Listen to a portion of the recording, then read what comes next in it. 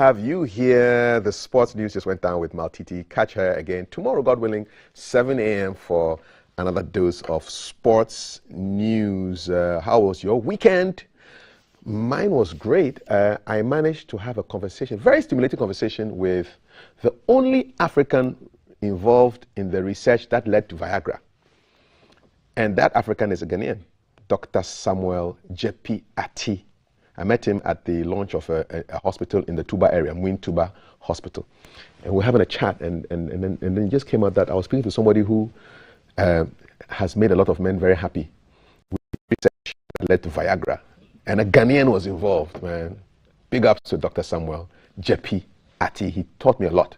I asked him, what's the most important quality of a surgeon? He says empathy, because you must have an idea of how your patients are feeling when they're going for surgery, you know, and empathize with them. And he taught me a lot in that conversation, but I'm just so proud that Viagra has a Ghanaian component in it, in terms of the research. Yeah. Firm salute to all of you who use it, and you should know that it's a Ghanaian who is very much responsible for that research, for that good drug that brings hope to and happiness to a lot of men. I'm happy to have with me Mr. Bernard Odotechi, who is the regional coordinator of the Commonwealth Alliance for Young Entrepreneurs, West Africa, and Dr. Kweku Anani Jinde. He's a corporate governance expert, trained as a journalist. He's now a lawyer and a lecturer at GIMPA Law Faculty. Good morning, gentlemen. Good morning, Doc. Good to have you here. Good morning. We talk about political. You went to a political party financing event. What did you glean from that would be of interest to us as far as governance is concerned? Well, thank you very much, Kafui. Let me say good morning to all my people at Ketampo and Bamboy and my colleagues at GIMPA. Actually, the program was organized by GIMPA. You know, GIMPA, we are a public institution, so we have to have an input in public policy formulation, which eventually becomes public policy in practice. So we've put up this program to look at how political parties are founded. Because whether you like it or not, you know, since 1990, we as a country, we decided that, well, we wanted to adopt a multi-party democracy after 10, 15 years or 11 years of military dictatorship. So now we've settled on the type of government we want, which is multi-party democracy. But you see, parties do not work in vain. They need something to oil their wheels. And then it is money that is able to propel political parties in elections, campaigning, administration, or whatever. But we did some research at GIMPA and realized that the way political parties are financed determine who gets to be a minister, determine who gets to be a CEO, determine whether TOR works or TOR does not work. So it is a very important public policy issue. So GIMPA, we engaged Konrad Adenauer Stiftung from Germany. So we had that engagement with political parties, all the major political parties, including their presidential candidates. So they all came, we discussed, and then we exchanged ideas, and we also learned a little bit from the German experience. Their experience is that if you receive any monies from any donor, you have to disclose it. They have a very high disclosure regime. And I remember Chancellor Kohl's time, former Chancellor, late now, he took a donation of 2 million euros, but the donors asked him not to disclose it. But the press, as usual, dug, and then they did their stories, and it came out that he took that money, failed to disclose. Do you know how much he had to pay? Tell me. 40 million euros for taking 2 million euros. And it cost them 2 elections. How much? 40 million euros for taking 2 million euros. 20 times what he took. So you see, the cost of compliance. Now, if you are putting any regulatory regime in place, we have to look at the cost of compliance and the cost of non-compliance. If I don't comply, what is the cost? If I comply, what is the cost? But you see, they made it in such a way that the failure to comply is more expensive. So high. It's so high. Why do you take 2 million and then you go and pay 40 million? And it costs you 2 conservative elections. Wow. So, you see, these are the ideas that we went there to discuss, and then, you know, we are not pretending that we have all the solutions. We want to start a conversation so that the public will know how important party financing is in respect of our democracy. Because if you are not very careful, I will allow certain individuals, maybe wherever they got their money from, you cannot know. But sometimes if you don't take time, they even decide and dictate public policy, which law we should put in place, because they are the financiers of this party. And I'm very sad that we have TOR. Under NDC, TOR did not work. Under MPP, TOR is not working. Why? So these are the issues we want to interrogate and want to create public awareness so that the public will realize that how parties are financed are very critical to the sustenance and maintenance of our democracy. It's also related to the issue of corruption. So this is something that GIMPA is doing. And we think the public will get more interested. But I saw the publication, only the finder gave us some publicity. It was page 5. Yeah. Ghanaian Times did not care to cover it. GNA did not care to cover it. Graphic did not care. One of your reporters was there. I don't know whether you carried the story. But this is a very important issue because it goes to the core of our democracy. And I'm glad you have shone some light on it. And this is the first issue we've talked about on today's show. So we are covering it on here on GT. Yeah, we are covering. I think you have to engage with some of the lecturers at GIMPA who are behind this. And I'm also preparing a policy document so that I can have an input. Once I have you here, no problem. But if you invite me in that capacity, we shall do that. We shall do that. Thank you so much, Dr. Anani Jinde. Bernard, what interesting things have you been up to that you want to share with us? Over the weekend, I was both in Nkranza and Domahinkro. Okay, Bono East. Bono East. Nkranza is where the gentleman was killed. Yes. I was there to pick up some information for the Commonwealth Human Rights Initiative, and also I was in Wemfie for party engagements. Issue is gaining some notoriety because we all have been complaining about how the security forces, they've been responding to some of the crowd control. And if you look at the circumstances surrounding it, Kafu will be very blunt and honest with the state machinery, with focus on the interior ministry. I think we should stop protecting people and hiding behind some of the needless protection we give to certain police officers. It is not for nothing that the name was changed from police force to police service. There's a lot of wisdom behind it. If you look at how people are recruited into the service and that give birth to all these things, I'm not here to prejudge what the investigative body will come out with. But then I have serious reservation on how a police institution will be allowed to investigate itself and come out with the findings that might end up to be injurious to them. I would have loved that we would have gotten an independent body to kind of dig deep into it, find out who is culpable, who is not, and if there is any sanction we made out. Because as we speak now, there is no peace in Nkranza. People are not happy, especially the youths. And it is taking some few traditional leaders who have been able to calm tempers down. Because I was there and I took the pain to listen to people. I have first-hand information, recording videos and stuff, and putting all things together. I think it's a wake-up call to the states. Most of the police service men and women, they have questionable crowd control abilities, and that is something we must not hide behind. And like I said, I would have loved that Kafu will get an independent body, because now they've commissioned an investigative body from the Ghana Police Service to go down and investigate and punish who. And you are shaking your head. No, it's not right. You know, how can you ask the watchman to watch himself? Exactly. Who watches the watchman? Who watches the watchman? You finish. Yeah, so, and when I got to the community, they didn't know under what premises I came. And I disguised myself, and the kind of information I got is very damning on the Ghana Police Service. Because there's a whole circumstances picking somebody, you know, the family followed up for 2 weeks continuously. They will come, they will tell them we transfer the guy to Techiman, to Tuobodom, to Sunyani, to Accra. Finally, they found a dead body. And the stories don't add up. And like I said, I don't want to prejudge what the investigation will be, but I have serious reservation on why the government of Ghana will put together an investigative committee from the same Ghana Police Service. That was involved in. Yes, because if you go to UK today, they will get the SARS of the Royal SARS. US, you can talk of the CIA, the FBI, and if you go to Israel, you can talk of the Dodova and the Red. They can get, let's get independent body, different from Ghana Police, because I don't see how a police officer will investigate a police officer. So what are you suggesting, like national security or national? Yes, we should be able to come out with a body that will have to be independent on its own. That would have no alliance, no affiliation to the Ghana Police Service. Because for me to be Cosnenti, we are here. JB Dankwa, what happened? Ameswele, what happened? The Jura shooting, what has happened to it?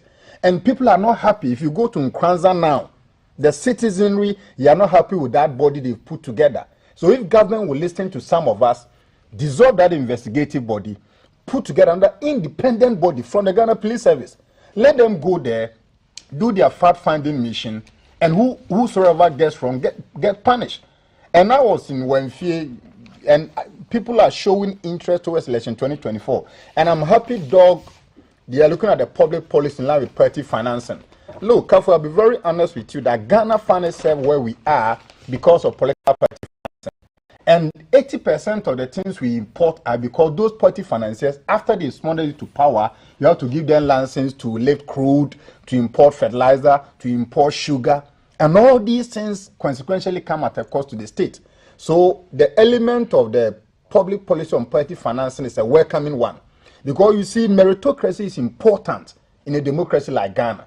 And a lot of people with brilliant ideas don't have money. I repeat, a lot of people with brilliant political ideas, wearable ones, are not rich. And when they don't have the financial wherewithal, they cannot put themselves for public office. And that is why the local governance system, in my candid view, I think should not be partisan. Because when you make it non-partisan, people with good intentions and good mettle can contest. But whereby you make everything too partisan, people who can have competence, who are meritorious and don't have the money are precluded from contesting higher office holding. So for me, the initiative they are putting up is timely, and I'm hoping to see a day that political parties will be funded, let's say 70% by the state. But isn't the case that you want to go into political activity, you must also have fundraising skills? Yeah, you should. And you should raise funds and then declare, as Dr. Yes. Jinde was talking about. Raise the funds, get people to donate. Whoever donates, make sure that it's there. Let me compare Ghana to US, and you see it's not a fair comparison. It is. You'll appreciate it. You can't compare Ghana to US. No, wait. When I finish, you'll appreciate it. You have the Democrat and the Republican, like MPP, NDC here. Over there, people can openly, business communities say that we are Democrat and we're going to fund you. In Ghana here, who bundle to show your face? They will cripple your business. So it is true that you need to have a fundraising skill. But a certain democracy allow people, ginger people to embark on fundraising.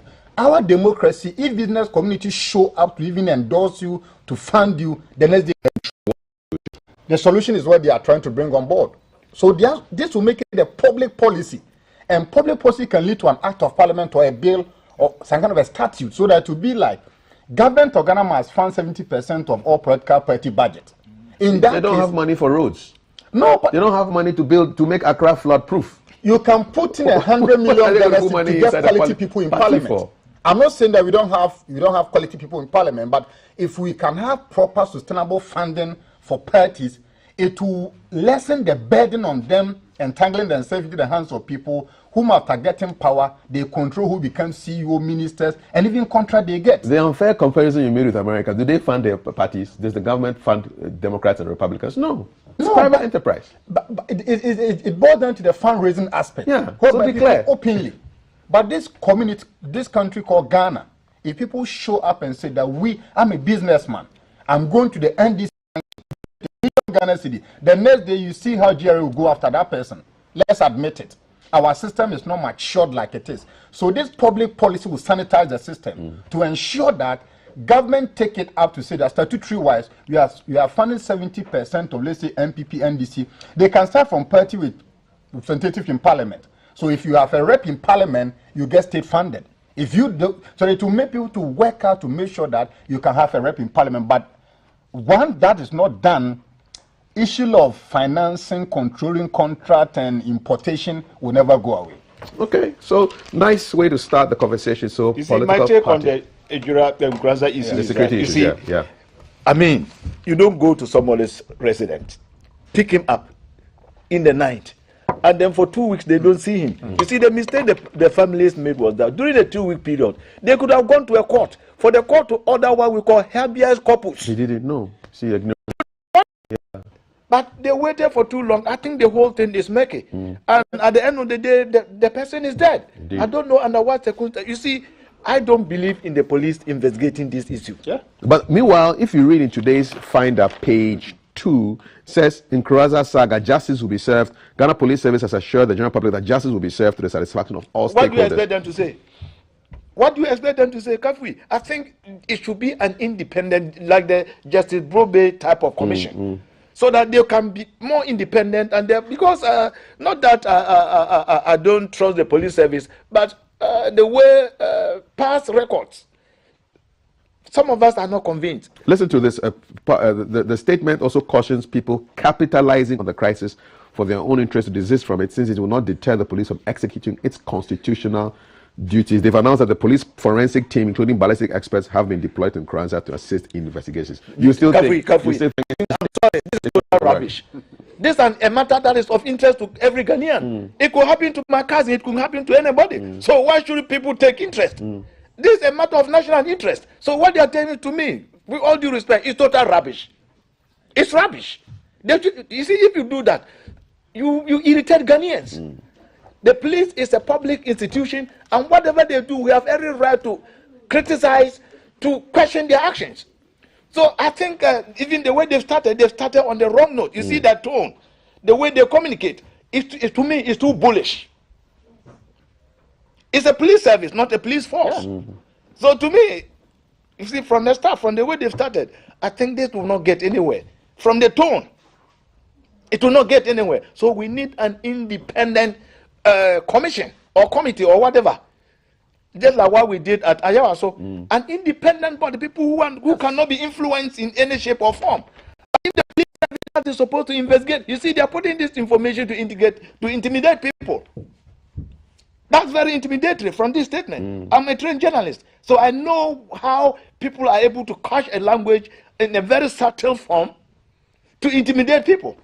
That language is wrong. What they are saying to me is total rubbish. I'm sorry. I have very nice police officers in my class. Some of them are very first-class gentlemen. But what they are putting up there now, well, to me, again, is total rubbish. You're entitled to your views, sir. And Cap, do you know that if the systems in Ghana work, we don't even need that body. The police has PIPs. You know that the professional intelligence, whatever body of the police, there to investigate matters. If the system is to be trusted, people will just petition PIPs. But the system cannot be trusted. The system cannot be. And I know if the Interior Ministry is watching us this morning, they should dissolve that investigative body. Independent body to go to Nkranza. People are not happy. And you see, if they are not careful, there will be an uprising in Nkranza very soon. I'm telling you on this show. I was there over the weekend. And I know the information I pick. People are arming up against the Ghana Police Service, but so they should not joke with this issue. Because you see, 2 people are dead. The first gentleman and the second one. And the furnace of both people are not happy, and it's a cross-party issue. They cut across from both NDC and MPP. So the issue is not like it's an MPP or NDC affair. No. It's a cross-border political issue. And I'm giving this warning. If the Ghana Police Service is not careful, there will be a second uprising in Nkranza. Because I was there over the weekend. And the people are arming up. People are arming up. I'm telling you on this show. Are you going to give this information to the police? I will not. I won't waste my time. Why will I waste my time to go there? What will they do with it? Even look at the as content. A citizen of Ghana. That's why I'm here. This is the pulse of the nation. Again, this is the pulse of the nation. If you want to speak to the president, come here. The president will hear. I won't sit on GBC and finish and walk to Ghana for what? I won't go there. They are listening. They are watching and listening to us. People are arming up in Nkranza. I was there to pick information for a body I work for. And the intelligence, the audio, the video I pick, and some of the lungulungus I went, they shouldn't joke with this matter. What is a lungulungu? I mean, there are some places they will not go, but I went. And I have to give an assurance that I'm not from the Ghana Police Service. And people have to say, oh, we know even a former PM of Sunyani West Assembly, we know him. I don't know, they were not ready to open up. So they shouldn't do like they did to Ahmed Swali, JB Dankwa, and the former MP from Fantiman. People are not happy. The system is breaking down. And if they don't take up, there will be a second uprising in Nkranza. For what I saw, what I heard, the recordings I did, and what people are planning, they shouldn't joke with it. 055-556-1034, issues of security are really, really important, and this one has to do with Nkranza, where a young man was killed, Albert Donko. Another person was also killed a couple of days ago, and the people are not very happy with the police. If you live in that area, I would love to also hear from you. Send us a WhatsApp, 055-556-1034. I'll stay on security because all the papers I have in front of me and just about all the portals are reporting about security agencies seeking public support to combat terrorism. That's the headline in today's Finder. In the graphic, we have terrorism alert, be vigilant, report suspicious persons. National Security is talking to us Ghanaians. It's on page 16, and also on page 16 of today's Ghanaian Times. Terrorism attack in Ghana looms. Deputy National Security Coordinator warns, outlines measures to combat it. And there was a press briefing yesterday about 1 p.m. where the Mr. Edward Asumeni, Deputy National Security Coordinator, was warning of the risk of terrorist attacks in the country, and is reiterating calls on Ghanaians to heighten their security consciousness and report unusual activities in their area to the security and intelligence agencies for swift and decisive action. I'm giving you some statistics now. So, according to him, within the first quarter of the year, the continent has experienced 346 terrorist attacks, 49% of them occurring in the West African sub-region. So almost half of them, over 120 of these 170 odd attacks in West Africa. The sub-region has become a hotbed for terrorism. Togo was attacked recently. 10 of their soldiers were killed. And so these are things that he's talking about. And he's talking about how initially they used to think of it as being part of some global Islamic thing, but they realize now it's more like criminals who are targeting, for example, gold producing areas. And so, of course, we have a lot of illegal and legal gold producing areas in this country. And so if you're going to use that thinking, then it means that we should be very careful, because the sites where we have galamsey and gold activity, anywhere where they can make money quickly to sustain their efforts, will be a target. And so it's a campaign that will be launched tomorrow at the Ministry of National Security, where you're supposed to, if you see something, you say something. I'll start with you, Dr. Jinde. Are you following this, and how does it make you feel? Remember 2 weeks ago there was a leaked circular to the churches and the mosques about the need to reinforce security in their places of worship, and this is just flowing out of all of that. Yeah. Well, first and foremost, you see, when it comes to matters of security, it should concern all of us, because in case of these attacks, all of us will be affected, whether you are a lecturer, a doctor, or whatever, or a teacher, or trotro driver. It can affect all of us. So, first, when the security alert came, I was thinking that maybe they could have done that in the quiet. The security alert that came, they could have engaged the churches and then the mosque and then the other places where people gather, like the malls and then whatever. They could have engaged them on the quiet, but they decided that they will come open. So I think, well, that is the way they've decided to operate. But I think that in other jurisdictions, they would have done the work quietly, just alerted them, because by putting out that alert, it rather, it caused some level of panic.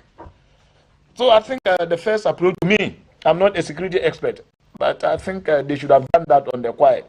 And then now what is happening now is that this threat of terrorist attack has become real. First, we used to think and then delude ourselves into thinking that, oh, Ghana is safe, we are peace-loving people. Now, no, we cannot say that anymore. So I think it is important that we all take it seriously. But my problem is, Kafi, they said when you see it, report. I was listening to a report put up by a news report put up by one of your sister stations, where they try to call Ghana Police Service, National Service, Immigration. You can stand on the phone for about 15 minutes and nobody responds. So do you expect me to drive from my house to the Ghana Police Service to go and report it? You should have a centralized system. You should have an effective system that is manned 24 hours. Well, they are putting out the number 999 as the number for you to report, and you don't have to even mention your identity. Well, that much we know. But people have tried it. Just last week, this story broke up. One of your sister stations did a story on it. They just wanted to test the readiness of our emergency services. And lo and behold, the police service picked up their phone after 5 trials. So if they want the public to cooperate, yes, we agree, it is important. They should also put their house in order, so that the moment I call, immediately somebody should be able to take my call and then respond. If not, maybe the person is about to strike and I'm giving you 2 minutes. Maybe you just have 2 minutes to act. If I have to stand on the phone for the next 10 minutes, before that the harm might have been done. So yes, we all want to cooperate. It is important. It is a matter of national interest. But they also have to put their house in order, have the right systems in place. The responses must be swift. But if you call and it will take you 10, 15 minutes before you reach somebody to respond, then it becomes a problem. So I think national security, we should all be concerned, and then we will all support, and then cooperate, and then assist. I know in other jurisdictions, people who are pensioners, they just hang around their houses. If they see any unusual movement, they call the police. I'll tell you, this is an example. This happened in 1984. Yeah. So it's a Ghanaian is posted to go and work in London. Yeah. And I think the children were not yet, they hadn't yet gotten a school for them. Yeah. So the children were at home, 3 children, no, 4 children. Then one day, they got a knock on the door. And it was the social welfare, and then the police. They said they had reliable information that there were 4 black boys in the house there who were not going to school when they were supposed to go to school. Yeah. And they should explain why. Yeah. And then the person was a Ghanaian and said, "Oh, he just came to the country and he's looking for schools for his children. But thank you very much." And then he said, people are watching. Some old lady probably has realized that, oh, you're here. Who are at home when they should be in school, and quickly they report. So that culture is there. Is there, yeah. That culture is there. This is what we also have to cultivate here. See, if you see anything, you just have to alert the police. Like a national concern or what? Yeah, not national concern. We are protecting your nation. You are providing a duty. You want to protect your country against people who may want to destroy it. So it is important that we all get involved. But please, they should also be ready to respond. Receive the information. This is what I would say. Timelessly. Yeah, timelessly.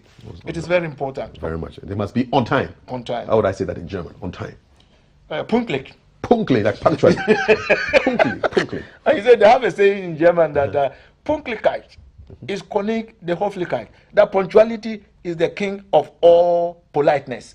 Pünktlichkeit is König der Höflichkeit. Pünktlichkeit is König der Höflichkeit. Punctuality is the king of all politeness. So that if you are punctual, it means you are polite. You are polite. Respected somebody. Yeah, if you come in late, you are very rude. Very rude. I think I want to adopt this and spread it far and wide. I'll translate it in all the languages. Pünktlichkeit is König der Höflichkeit. It sounds like you are chasing away some spirits. German language. What? Pünktlichkeit is König der Höflichkeit. Pünktlichkeit is König der Höflichkeit. I can see why they came and wrote the every language down. Serious links, man. Bernard, man, back to the issues of terrorism. I mean, it's worrying. I mean, if you're thinking, stay away from large gatherings, report suspicious activity. It's almost like now you're not too quite sure of who can do what, when, and that's how terrorism works. They inject this uncertainty, and you're not too sure, and then it limits your movements. And as all part of the architecture. Yes, Kaf, I'm very happy in your reading of the reportage. You did indicate the statistics. There is something you left out, or maybe it was captured but you couldn't get there. In the ECOWAS sub-region, the rate at which we are exposed to terrorism is around 58%. It means that when you throw the dice, the chance of Ghana being battled with terrorism is around 58%. Likewise, all the other ECOWAS sub-region.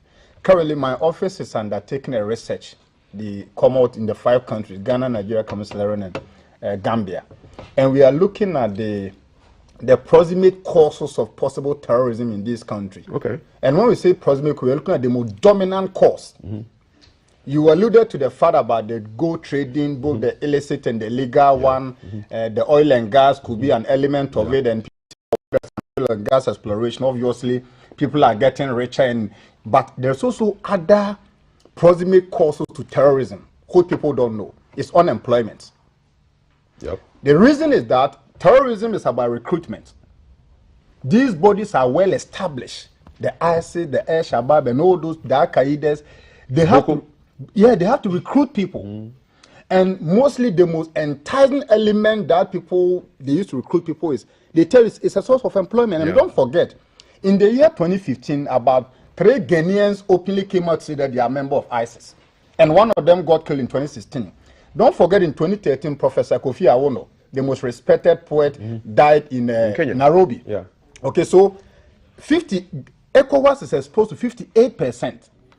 The research we are doing, we are looking at the deliverable, the indicators. What are the 10 that prepare people to say they want to join you? Number 1 is employment. Because when people finish school or they don't finish, they don't get jobs, they are hopeless. And when these people show up in their country, the propensity for them to join is high. Yeah. So idle youth, idle hands. Exactly. And if you look at most advanced countries whereby people can easily find jobs, you don't get people joining this group easily. So if the government in West Africa, ECOWAS sub-region, are listening and watching us today, there's a growing trend in terrorism because of the growing teeming youth unemployment. Because most people are enticed, because people are paid $20,000, $30,000 a month. Some are paid in dollars. People finish University of Ghana, KNUST, Legon, UCC, Winneba. They sit in the house for tens of years and months. They get no job. Carefully, if people own up to them and say that, okay, we want to recruit you to be a coordinator for ISIS for West Africa, and we are paying you $15,000, it will take angels to resist that.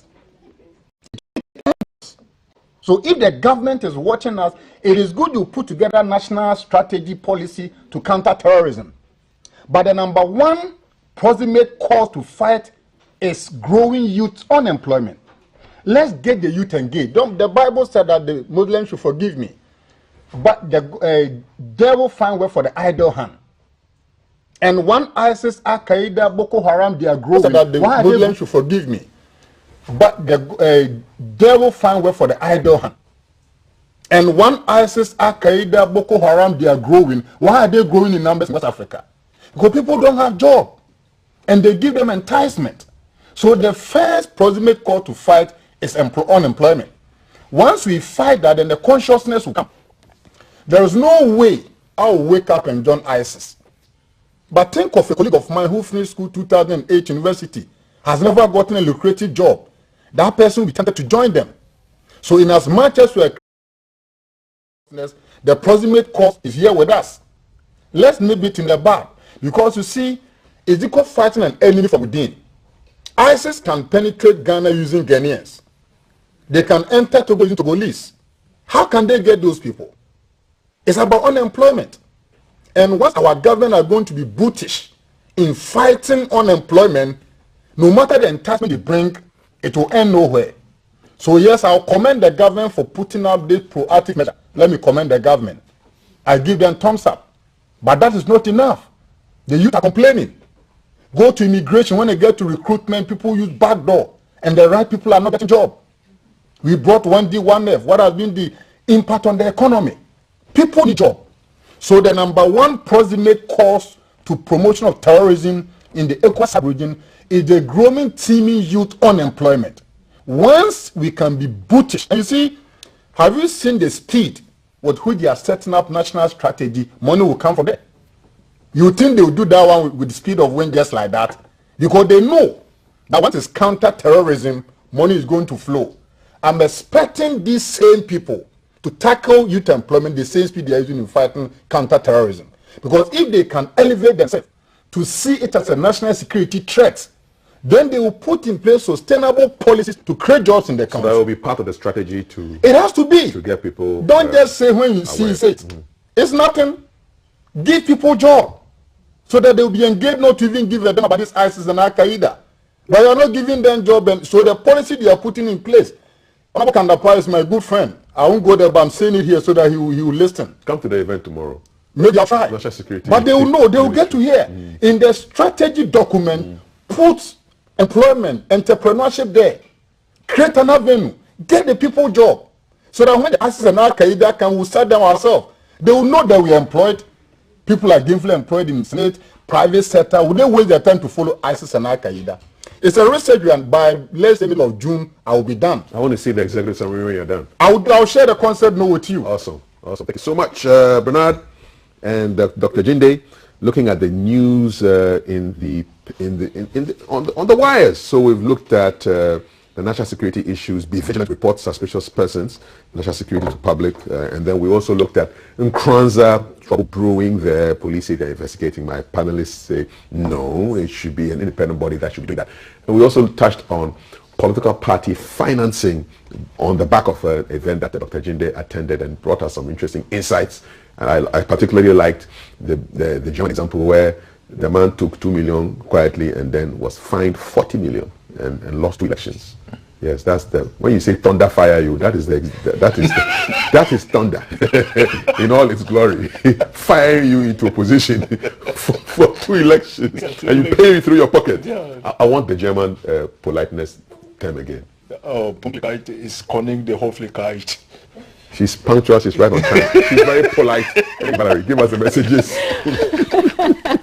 Good morning, and yes, we get to read your messages, and we are interactive on our WhatsApp number, which you all know. So I'm going to be starting from Aaron Babako saying that, good morning to you. Flooding is one of the elements or factors which is triggered. Okay, so he's talking about flooding, but his point is that, one, he says we need proper underground tunnels to handle rainwater or handle heavy rainfall. 2, town planning must ensure that we have a proper layout settlement. And 3, our gutters must be widened to control heavy rainfall. And that's from Aaron Babako in Latibiokoshi. Sid is saying that it's good. Good morning to you too. It is good you're having this discussion on who finances political parties. This is crucial to Ghana democracy, because as it stands, we've allowed shrewd and criminals to hide behind political parties to take over the country. In addition, it will help prevent family and friends and unscrupulous people becoming presidents, party chairmen whose primary aim is to come and amass the state wealth and also take laws into their own hands. Sydney, be mindful with what you type. This is GTV. We do not read unsavory language. Good morning, GTV Breakfast. This is to Multiti earlier.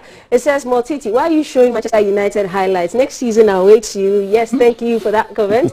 And no, Musa will not read this. This is GTV. Nat from Awudome says, good morning, host. We have a very bad drainage system in this country, and I do not understand why past and present governments still look on for people to lose their lives. National security should tighten and strengthen the security system from these current terrorists. Alarm. Oh, police should be extra vigilant to Ghana first. Thank you for that message. This is from Lansa. It says, Kafui, sincerely, the police should be apologizing for the statement they just released. They should not impede Ghanaians from expressing their frustration over these issues. Ghanaians have lost trust and interest in the police service, and it's better they bow their heads in shame. Where are the rubber bullets? That's from Lansa. Elam says, good morning. Yes, good morning to you. Nana K, good morning to you too. On the issue of the Ghana Police Service, it's very worrying, and I think it's high time the right authorities take the step to stop them from putting matters into their own hands. And again, what is the judiciary doing? Where is the rule of law in the country? Thank you, Nana K, for sending us the message, Annette. Good morning. This is an important topic. We must know who sponsors political parties and how much they put into it. And it should prevent certain people. Okay, we are not reading this comment, Sydney, and you know why. Kafui, good morning. All governments should refrain from recruiting party foot soldiers to our security services to avoid unprofessional acts we've been experiencing in Nkranza, and not forgetting Ayawaso West Wolgan case. Let's protect the integrity of our police service. This is from Haji Haruna in a Shaman. Thank you, Alhaji Haruna. We'll not read this comment. This is GVC. This one says, good morning. This is from Sewan. Good morning. Get explanation from the NIA why travels to the centers has his name written. Okay, dokes. We are going to skip this comment. Good morning. This is from FO. Ghana Police, okay, says, so this is you, FO Cafe. Ghana Police, I had the same encounter at Kumasi. A police officer knocked my door, entered my bedroom, asked me to follow them to the station. On reaching the station, the officer told someone, said I owed him, and for that reason they are locking till the next morning to pay the money before my release. I challenged them and I was beaten till I became unconscious. I sent the case to PIPS and you won't believe what happened there. I sustained injuries, and as I'm chatting with you, my right hand is not working. The case happened on the 13th of September 2018. Please, I need justice. What should I do? We'll have to send this to the appropriate authorities and see where they can. He says, don't trust the police service because they are corrupt. I agree with your panelist. Independent committee will solve the problem. My name is Osei Owusu. Osei Owusu, producers will get back to you on that. Good morning, Kafui. We should stop playing ostrich about what is going on in the country. The only way this system will work is not to allow a president to choose who should be IGP, Attorney General, Accountant General, Governor of Bank of Ghana, Chief Justice. This is from Mawiselasi Chachuk and Kwashi. He's in Newtown. Nara says, good morning GTV team. It's good that national security has brought out the USSD code 999 out, but how do I identify suspicious people? Just putting up an alert without educating Ghanaians to know how they behave and operate will end up less or nothing. And that's from Frank. Mukaila inside Kerry says, I think globally terrorist unrest is a canker and must be tackled collectively, devoid of political installations. So let's take our own security in our hands, because government can't ensure absolute security on all citizens better than yourself. I request that we caution the NDC not to make politics out of this in order not to mislink. I know what the NDC, okie dokes, that's from Mukaila. Thank you for your comments. Good morning, Kaf. All what your panels are saying this morning concerning our security system here in Ghana is a big problem that needs to be fixed.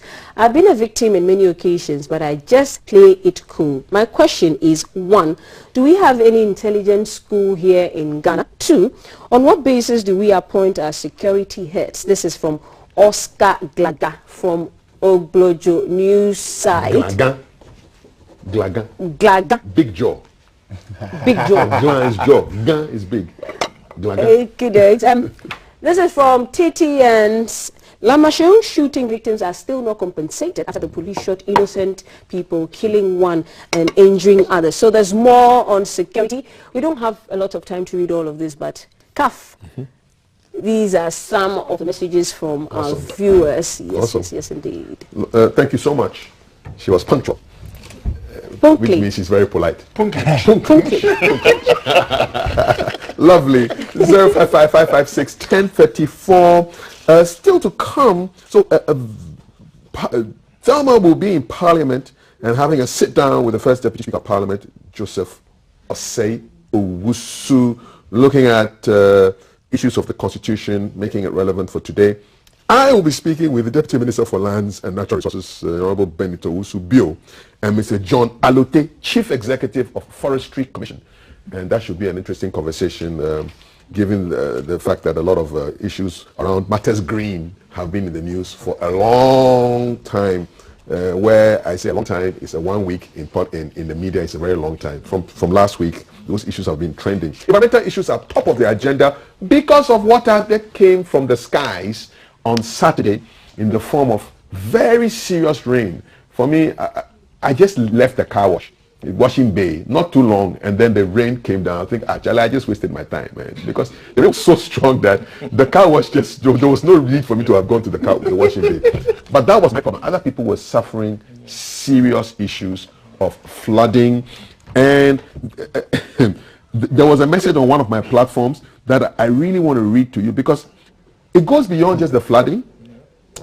If we do not take care, we're going to have waterborne diseases on the up because of what happened over the weekend. You know, just think about how our vegetables are even grown, the kind of water they use to grow them, and then you think of our gutters and our sewage and the liquid waste, and then you had flood levels, water levels as high as 2 feet in some areas. There were some areas in town where cars were basically canoes.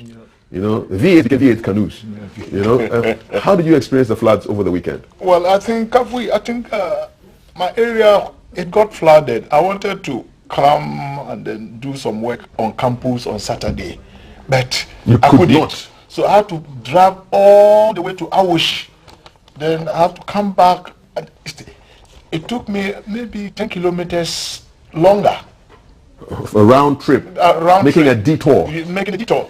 And you see, what we are seeing today, I think I read a report somewhere, 18th April 1960. Yes. Yeah.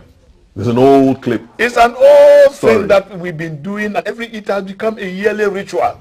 And then governments come and go, we are doing what drainage, whatever drainage, but it appears we are not seeing the results. So my humble suggestion is that I think Accra is too overcrowded.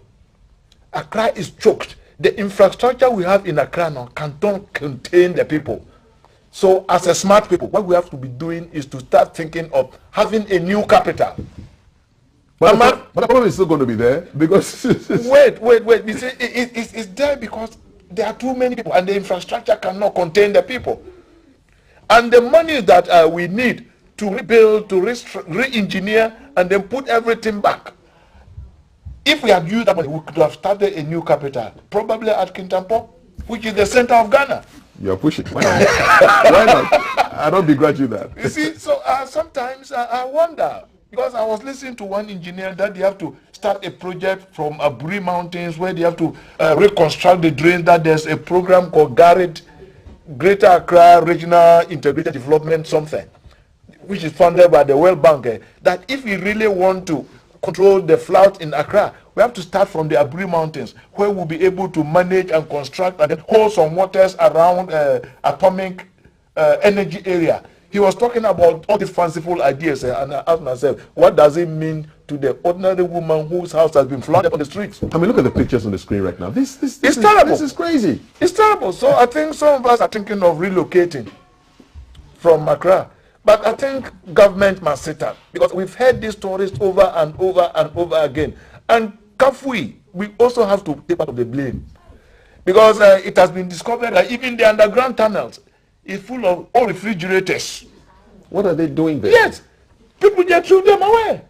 Oh, people just disposed them off. The engineer was saying it. Old fridges. Yeah, the big underground drains are full of old fridges. Old fridges. Deep freezers, and so we are also responsible for some of these things. Why are the people who are supposed to regulate all of this business? And apart from that, unauthorized structures. Somebody thinks that my party is in government, I can do whatever I want. He puts up a house or a structure on the waterway. You see, indiscipline is also a contributory factor. Apart from that, the weather, the climate change is also affecting that. So I'm glad that we've started this green week thing. But you see, I have people in my area there. We tell them, okay, don't cut down the trees for charcoal. They say, yo, Doc, we are prepared to go into our farming. But when we farm, the Fulani cattle come to destroy our farms. And if we report them, the police rather arrest us. The best they can tell, oh, go and arrest the cow and bring it. Why? So why do we have the police? That is it. Why would the people are not prepared to go into farming. They are prepared to cut the trees down. Why? Well, they tell the people to go and arrest the cattle? They go and bring the cattle. How? If you think that cattle has destroyed them, go on. This is what is happening. It's not common. A policeman is telling the people this? And sometimes if you are not lucky and you get it, they will rather arrest you and then leave the full animal. Go to Kintampo, go to Bamboy, go to all those areas. I've experienced it myself. It doesn't make sense. Well, I come to report to you that so God forbid, but if you slap me and I went to report, they'll say I should go and bring you. But dare you, if you meet cattle, about 50 of them, and shoot one on your farm, you see what will happen to you. So the youth are telling me that, Dog, they say you want to work, but if I cultivate my farm or my rice farm or my maize farm, the cattle come and destroy it. If I report to the police, I'd rather become a victim. So all this idea of green Ghana, whatever, let us look at the other side of the story. Some of the young men are prepared to go into farming. So what is the sense going to cultivate 2 acre rice, 1 acre maize, and then Fulani cattle come to destroy it overnight? Then you go to report, they tell you that and if you dare shoot one of them, you're in trouble. you are in trouble. Back to the water. So how do we solve this? You think we need to? We have to have a long-term view. Yeah, a long-term. And take the capital out of Accra. Take the capital out so of Accra. that will go with ministries and agencies and headquarters. Nigerians have done that. Yeah, Abuja. Germany, Lagos. they've done that. But has the issues? Has Lagos improved? No, not that it has improved, but the pressure on Lagos. The pressure on some of these public facilities will be minimized.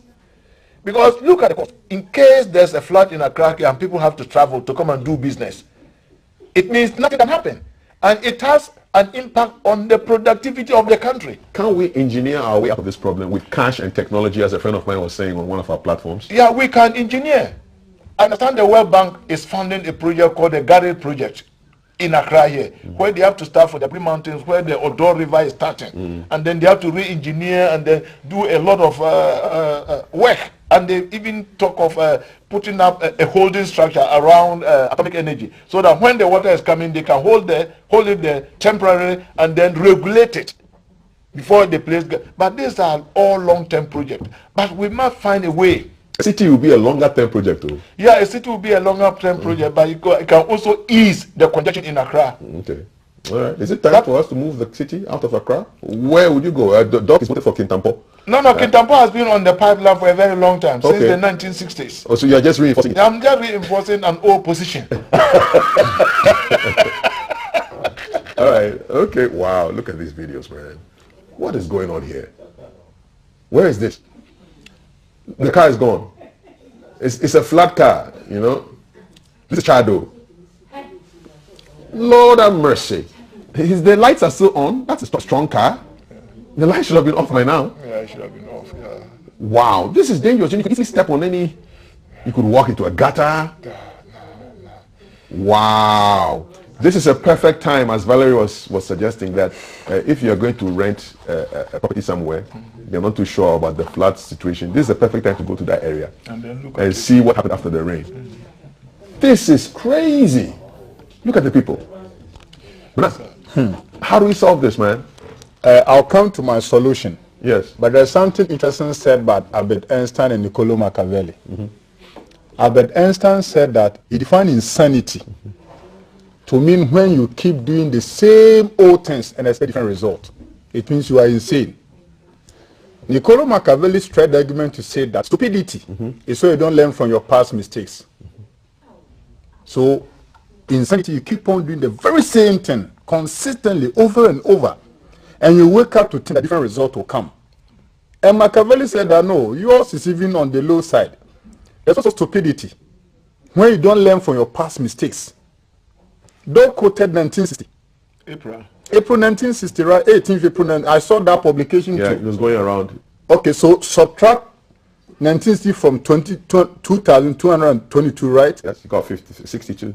62. So over 62 years, you are demonstrating stupidity. That's what it is. Well, look, if you put a white man as president tomorrow, he will face this by 1 year time. Why can't we face this? Cav, on this show, money and technology. On this show, I'm passionate on two things: entrepreneurship and local governance. If you observe my position, because I've worked at the assembly before. Look, all this spatial planning you see is the job of this assembly. Let me read Article 245 for the 1992 Constitution. Functions of district assemblies. It is their function to look at spatial planning. Unauthorized structure. Put them down.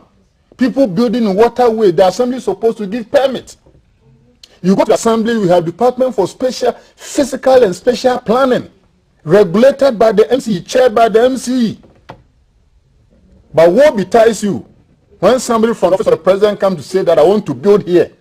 You, the MCE, say you will not accept. Next day they will remove you from office. Isn't that why we should have our MCs and DCs voted for instead of being appointed? You see, you ask me, I'm giving short, medium term, long term solution. The first solution is respect. We have to equip the local governance system.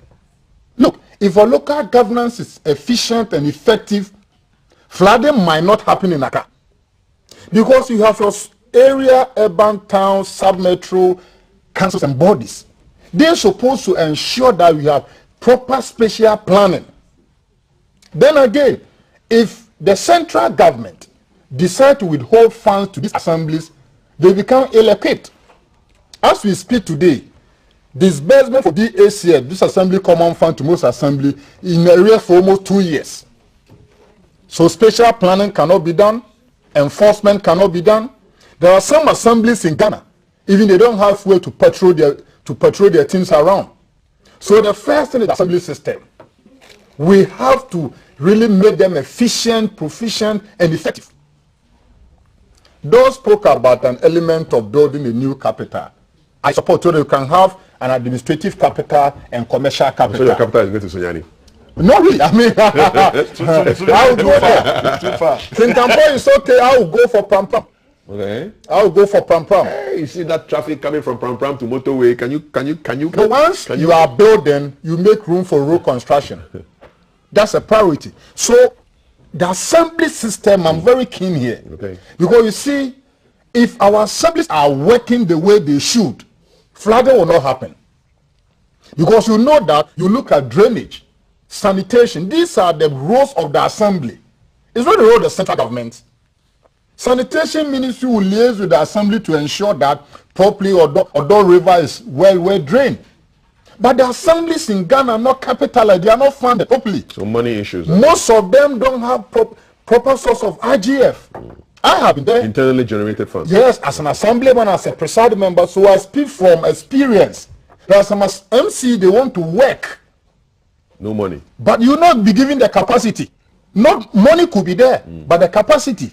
What is the capacity? Whereby, as an MC, you are the chair of the EZECO, you are the president of the locality, but when you want to ensure that enforcement goes on, a superior political power will stop you. Read on you. Okay. So time to get them voted for. If we really want to make sure that this flooding, we bring it to a certain finality, the office of the president, and it's not exclusive to this particular presidency, it's been there over the years. Kwame Nkrumah's time till now. You are there, you want to make sure that drainage is done. Unnatural structure is pulled down. The day you mash up with your bulldozer there, order from above, a call will come and you stop. Okay. All So right. these are the things that is not engendering us to make sure that the flooding stops. All right. OFA, order from above. How do you deal with that?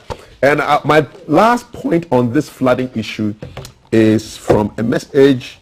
This I attribute it to Becky Bianca Dede Akiti on one of the platforms I'm on, and she says the dark side of Accra's rain. As we welcome the rains, we welcome the gastroenteritis too. The filth we have all created as a community will come and greet us. A little cholera here, a little E. coli and typhoid there.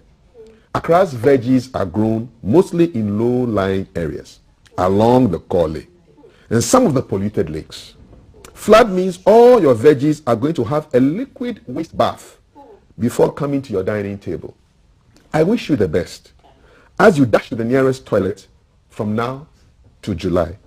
May the best man or woman win. Thank you very much, Becky Bianca Dede Akiti, for this message. Very timely one, because this is exactly what is going to be happening with all these floods. We're going to have serious issues that have to do with health, because we are here thinking about, oh, somebody's house is flooded and everything, but there are health issues too.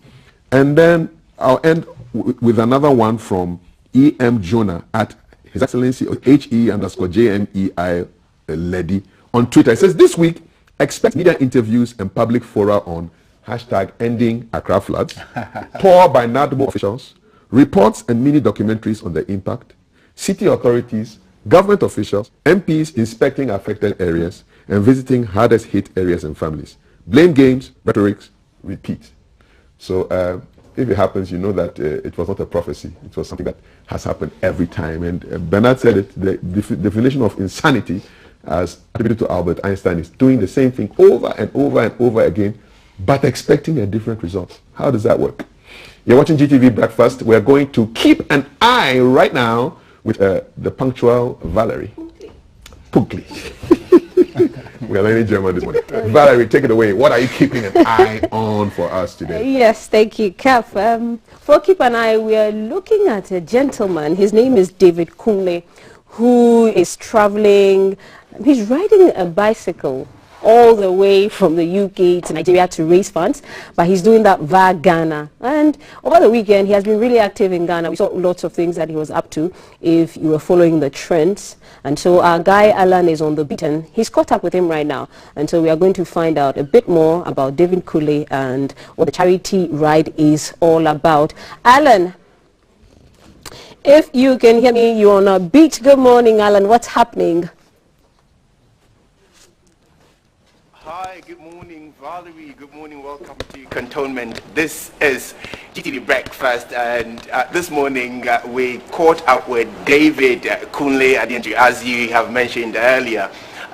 Indeed, he's one adventurous man who is basically riding from the UK through Ghana to Lagos, all for good causes. He's a Rotarian business person, and I mean, his beat has just caught fire all throughout the place. Over the weekend, he was at an Omuto joint in Ghana. I wondered why it wasn't the Jollof joint, since there's this Jollof and rivalry between Ghana and Nigeria. When I get to him, I'll ask about the Jollof thing. Why Omuto and not Jollof? In any case, he's a Rotarian president-elect. And he's riding from Nigeria, from London to Nigeria, raising funds, also creating awareness to kick out polio. And so this morning we're going to speak to David and find out why, especially motorbiking, when he could have flown into Nigeria and still do the fundraising and polio awareness. Good morning, and thank you for joining us, David. Thank you. Good morning. How are you? I'm very well, thanks. You look relaxed for someone who's been riding from London through Ghana. Yeah, you know, after going through this for almost like 31 days now, I guess it's become part of me. Oh, wow. So it's okay, the body's used to it. Why? Well, I won't get used to such an activity anyway. Right. Indeed, I really admire your outfit, the Ghana beat, the Ghana muffler, and is it Ghana Rotary or Nigeria Rotary? It's Nigeria Rotary, but I got a Ghana flag. You have a Ghana flag. It's customized then. Customized it. Great. David, you're raising funds for charity, and you're also raising awareness on polio. I first want to find out what motivated you to take up bike riding. Okay, well, for me, for the past maybe like 25, 30 years, I've been a motorbiker, a cyclist at first. Then, you know the kind of DNA that I have, I'm this kind of guy that like outdoor. I like anything outdoor, anything physical, anything challenging, those adrenaline stuff. I like them. So motorbiking, cycling is one of them. So that's how I'm created, that's how I'm wired. And pushing this forward, if you look at as Rotary, what does Rotary ask us to do? Use the skills, the talent, the gift you have, and use it to see how you can impact, the world, make the world a little bit better, touch the lives of less privileged people. So what are my skills? Those are my DNA, those are my skills, those are what I have. So I'm only using what I have, what I've been blessed by nature, to actually address a noble cause, to help bring a name to the issue of polio in Africa, and actually, as a matter of fact, world over. David, so for me, that's... When you decided to ride from London through Ghana, perhaps to Lagos, did you discuss this with your business partners, your business community, your wife perhaps? Well, I told everybody, and guess what they call me? Crazy. Exactly what I suspected. Crazy. Well, I'm used to being called crazy. So when they call me crazy, oftentimes because I'm so used to it, and every time they call me crazy, by the time I do all those things I want to do, I always come out right. So when I told them and they said I'm crazy, then deep within me I know I'm right. So you end up not being crazy after all. So I end up not being crazy. Let's look at you hope to do this in 25 days? Yes, that was what I wanted to do. That was my plan, but because when this thing took a bigger dimension, and a lot of other stakeholders, Rotary and the World Health Organization, wanted to, be part of it because they're also involved in ending the fight and ending polio. Of course, the main target for me is to address the cause of polio. So when this request comes, I have to oblige. So it's straight to 21 days now, but it's okay. You could have chosen any other infirmity or ailment. Why polio? Well, polio is something personal to me. I remember as a child when I was growing up, I have, let me call him my best friend when I was a kid. He had polio. And I remember those days. He's still alive today. I remember those days when we go out playing football, he couldn't do it. When I go out jogging, even now we still talk, we still see each other. When I go out jogging, he couldn't do it. But I know he wanted to do it. But that's the kind of nature dealt with him. And I just look at it, I know the pain the guy was going through and is still going through. So, and I just said to myself, if there's something I can do within my means to actually make sure that no other child go through that, be in that same position where my friend Sonjo was or is, then I'm going to do it. So that's why it's something like personal to me. Tell me about your riding from London. So you set off day one, headed for? So the one from London, I went to Bordeaux in France. But you know, the day one wasn't a straight ride like that. It was, I needed to cross the English Channel. Sure. So I rode from London to Dover, which is the port. Then I took the ferry from the port to cross English Channel, which is a 1 hour 30 minute ferry. So when I got to Calais in France, then I rode almost another maybe 650 kilos, then down to Bordeaux. So actually what I planned for my ride is to not to exceed beyond 750, 780 kilometers per day. That's the right plan based on the journey management I had. And why did I arrive at that? You know, I looked at it, you know, as a sports guy, you don't want to ride till you're tired. Because if you do a ride till you are tired, the next day you'll be more tired. The third day is going to be worse, and the fourth day you may collapse. So you have to do what your body can take so that you can extend that endurance. So basically that's why I arrived at that 750K. What I haven't asked perhaps is your journey planning. Oh, okay. Did you do that all by yourself? You had management team mapping out your route? I did it all by myself. It took me 1 year to plan, to put this into plan. And you know, well, I did it myself, but I got a lot of help from people. You know, a lot of people actually came, you know, like, yes, I can plan this on the computer. But not all the, sometimes the information on ground is different from what you read or what you see in the system on the internet. So I need to talk to people on ground to get real life information on what the situation was. So I had a friend of mine, Zainab, who's in Côte d'Ivoire, who actually helped with, you know, connection with all the Francophone countries where I could get people to talk to who are able to provide me real-time information that I actually use that help to, you know, enhance my planning. So let's look at this. Obviously, riding through Europe would not be the same as riding through Africa. Very correct. Very, very correct. I like the emphasis. Now, tell me about your riding through Europe and all the way to the borders of Africa, and then we'll take it from there. Okay. Well, you know, like I said, I went from London to Bordeaux in France. So the first ride in France is, you know, from Dover, because UK is no longer part of EU. So you have the UK border, the UK custom, immigration, then you have the French custom and also immigration. So once you clear that, you're checked, everything is okay, you board the ferry, you disembark in Calais in France, you just ride. So once you're in France, all through to Spain, because I rode from Calais to Bordeaux in France, from Bordeaux I went to Girona in Spain, from Girona to Valencia, Valencia to Cartagena, Cartagena then to Algeciras, which is the border town, and also Gibraltar, where I crossed the Strait of Gibraltar, that's the Mediterranean Sea, into Tangier in Morocco. The only time I went through any border check was when I was boarding in UK. All the other was soft border, you just ride through. So it was seamless. But when I got to Africa, I can tell you it's different, totally different. We'll come to that. Now, given that you were riding, how were you eating? How were you feeding? How were you relaxing? Were you stopping for a breather and continue? Yeah, that's true, because yeah, you know, there are quite a lot of services on the way, you know, the truck transport, yes, where you can actually go in to grab your coffee, eat something. Yeah, so basically that's what I was doing. And you know, because I told you I already have a plan, a journey management plan for the entire trip. I knew where I was going to stop. What I didn't do was I didn't pre-book my accommodation.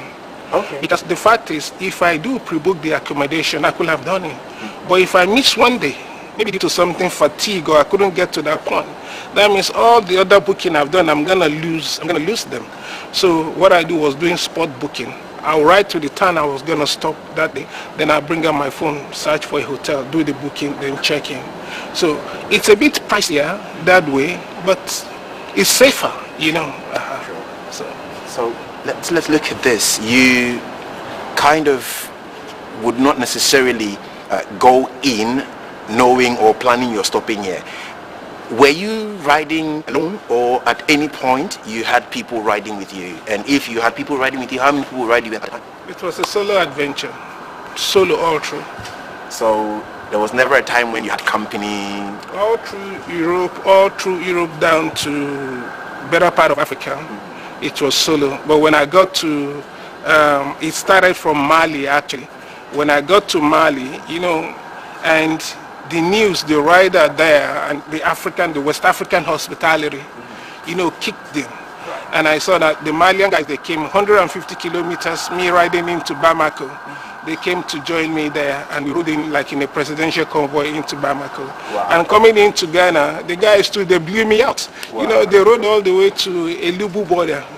And they gave me the kind of a motorcade that even Putin would be jealous. I like that. Given you right through Europe and then having entered Africa, tell me, which of these places or these two locations do you think the experience was one that will stay with you forever? Africa. I won't miss a word for it. Africa. Where would you say you went through the worst of experiences? I would say it's Mauritania. That's where I had the worst experiences. But, you know, if you look at, you know, your last question, I said Africa. Because Europe, you know, like we know it's a developed economy, as they put it. It's like you're by yourself.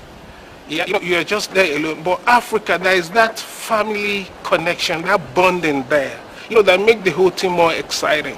Yes, when I got to Europe, a lot of time people stop me, oh, can I take pictures? Can I do that? Which is okay, yeah. But when I got to Africa, it was like, you know, on a huge scale. Sometimes I get to worry, am I going to get to my destination the way people are stopping me? You know, so you can imagine that. Yeah, in Europe, maybe in a day I get stopped maybe like 5-6 times. But sometimes in Africa, it happens like 20 times. But I can't complain, you know, because people are happy to receive the message. People want to be part of it. They want to connect with it. That's why I'm there. So yes, it's painful. It's slowing me down, but I got to do it. I know you had issues in Mauritania. Eventually was resolved, albeit diplomatically or not. You also had a fantastic experience in Ivory Coast. Having entered Ghana, you kind of entered with some company. I was keeping an eye from when you entered through Axim and the rest of them. Tell me about the ride from Axim to Accra.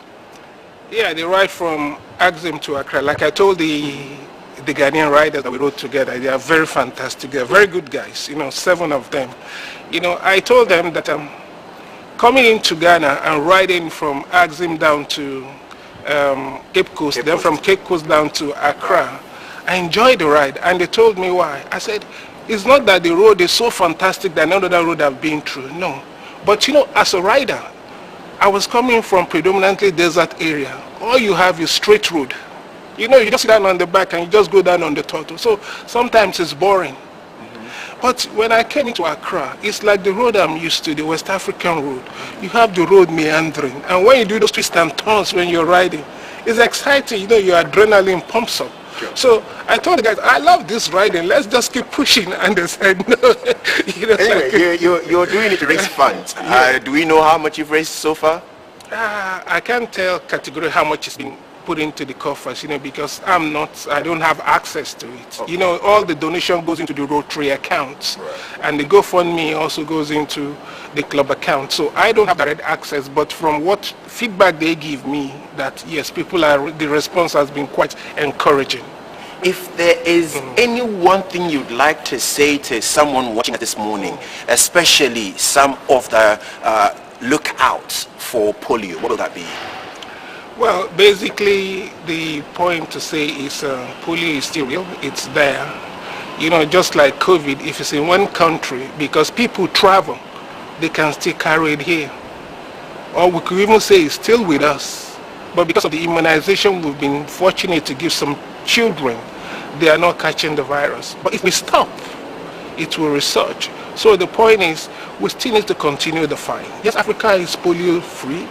But if we do nothing, the polio will be back. So we need to continue to fight, and we need that resources to do that. So people watching, please join the cause. Little help counts. Every little help counts. You could be saving the life of a child, because if you come across a child that has polio, it is painful to the family. It is painful to the child. You know, it alters the child's life. It limits some things the child could do to, live a decent life. So, if you've experienced that, I've come across somebody who has it, so I know how painful this is. So out there, please join the fight. Help support this initiative. Help and bring an end to this. And we can do it because we have the technology, we have the vaccine. So we can do it. If there is any one person who's inspired me and pushed me, challenged me to want to do broadcasting even more, that woman is watching us this morning. And she's just sent a text that's really got me more like humbled and sober. And all she said is, polio my bane. What do you think of such a person? Well, you see, if you look at it this way, when you educate a woman, they say you educate the world. When you inspire a guy, one person, you give not only that person a life, but also the several people he or she will inspire. Look at this lady that said inspired you so much into broadcasting. Look at how good you've done.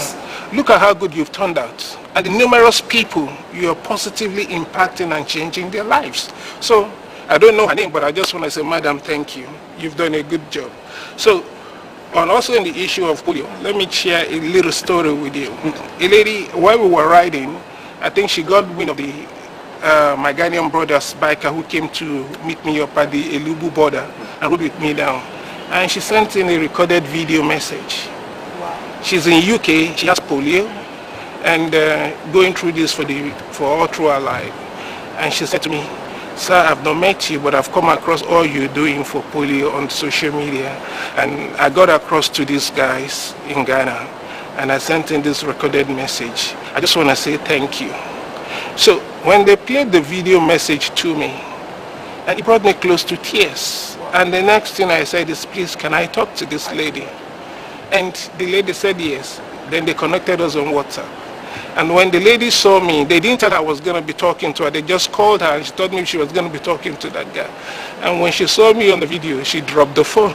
Oh, no. Then she picked back the phone. Then we got talking again.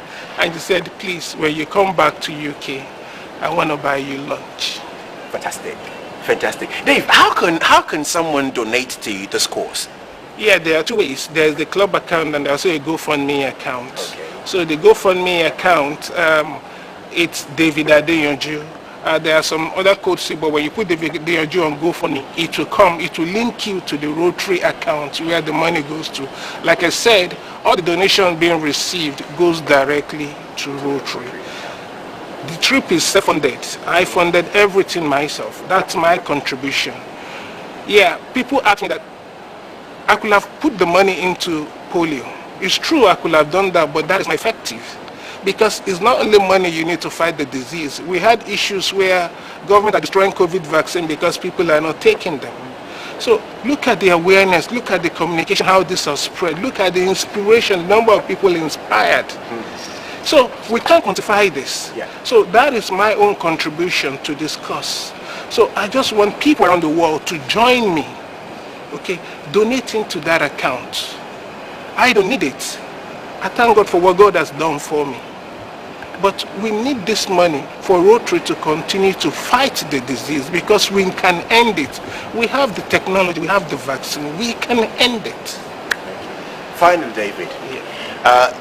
Yesterday you hung out with your brother, your twin Rotary brother, and it was an Omutu event. Given what we know between Ghana and Nigeria, I expected it to be jollof. Yeah, I actually wanted it to be a jollof rice, but one of the Rotarians, senior Rotarians, they said, hey, I want you to try the Omutu. There will be other days you can try the jollof. So, because I would like to take you to a place where you will have like the best jollof I know in Ghana, then you cannot compare with the Nigerian jollof. So try Omutu. I said, okay, I'm going to try Omutu. There's always another day to pitch a price. Have you tried the Ghanaian jollof though? Yes, I tried the Ghanaian jollof at Axim. And is it Ghana or Nigeria? Okay, no, sorry. I tried the Ghanaian jollof in a Rotarian house. Okay. It's a Nigerian Rotarian based in Ghana. Right. So when I wanted to pass my comment, everybody said, no, don't pass comment. This is still made by a Nigerian.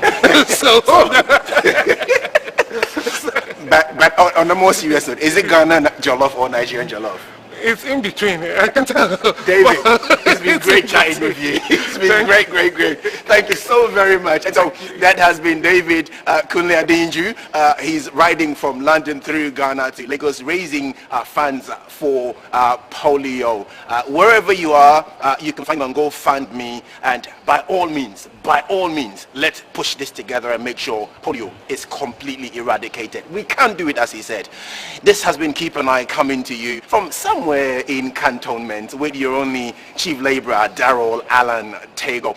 Take it over, Valerie, if you're still with us. Yes, I'm still here, Alan. Thank you for that report. And so, yes, that's an epic fundraising ride all the way from the UK to Nigeria, and that's in raising funds to eradicate polio. So in the trends on Twitter, the first trend on Twitter, I said, John, and so far there are 6,726 tweets, and it's in relation to Sir John's will. And so if you're on the trends, join us. CAF is still having that sit down on the headlines, and he and his guests are discussing what's trending in the newspapers. So that's a topic, the first topic on the trends. Hey, share your views with us. Our WhatsApp number is 055-556-1034. CAF, you're on the beat now. Yes, thank you very much, Valerie. Thanks, Alan, for that very interesting conversation between the gentleman who rode from Europe to Africa on a bicycle. So the last story we're going to deal with has to do with what is trending on social media, and it has to do with the former Chief Executive Officer of the Forestry Commission, Kojo Osu-Afriye, who was probably known as Sir John. So the Fourth Estate, which is a newspaper which is edited or managed by Manasa Azuri Awuni, the investigative journalist, has published the will of Mr. Kojo Osu-Afriye, and it contains 4 parcels of specified land and unspecified acres of land in the Achimota Forest, which the late politician bequeathed to named persons, as reported in this story. And so on page 4 of the will, his office, the gentleman, Mr. Osu-Afriye, aka Sir John, gave the land to 5 people who have been named.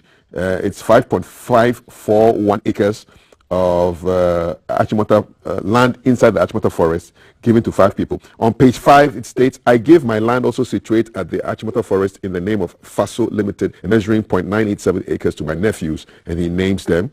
On the same page, the will states, I jointly own a piece of land at Achimota Forest with Charles. So upon my demise, my portion of the said land should be given to a lady who has been named. And that's not all. On the same page 5, still on Achimota Forest, the will states, I give my portion of the land that I jointly own at Achimota Forest in the name of DML Limited to the names person as somebody who at that time was domiciled in the USA. And then beyond that, he talks about him owning land at a Ramsar area in Sakumono. You know, Ramsar sites are supposed to be heavily protected. I gave my land situated in the Ramsar area at Sakumono in the Greater Accra region, measuring 5.07 acres to my sisters. He names them and her children. And so now, the Center for Remote Sensing and Geographic Information Services defines a Ramsar site as a wetland site designated to be of international importance under the Ramsar Convention, provides national action and international cooperation regarding the conservation of wetlands and wise sustainable use of resources. It's the only wetland area wholly owned by government and is meant for protecting Sakumono, Tema, and their environs against floods and pollution, for the breeding of fish for the Sakumono Lagoon, as well as recreational activities. According to this report, parts of the will have willed some part of the Ramsar land to some family members of Mr. Kojo Osu-Afriye, also known as Sir John. So, ironically, the Forestry Commission, which he headed until his death, has published the Wetland Management Ramsar Sites Regulations 1999 that lists the Sakumono Ramsar site as part of the protected wetlands in Ghana, prohibiting a host of human activities in the Ramsar site. So, background, Mr. Kojo Osu-Afriye died in July, on the 1st of July 2020 of COVID-19 related complications while receiving treatment at the Kolebu Teaching Hospital. His latest will was made on May 21, a couple of weeks before he passed, less than 2 months before his death, to be precise. And the will named a couple of people as his executors, Charles Owusu and Nanabuachi at Champong. So there's other things that are not germane to this conversation that he willed about. For us, the conversation has to be, first of all, the Achimota Forest bit, and then also other lands that really should not be owned by anybody. Doc, what are the legal implications of something like this? I know that the Ministry of Lands and Natural Resources has indicated that they will investigate, and they put out a post on their Facebook yesterday saying they took a serious view of the allegations, and their attention has been drawn to the document.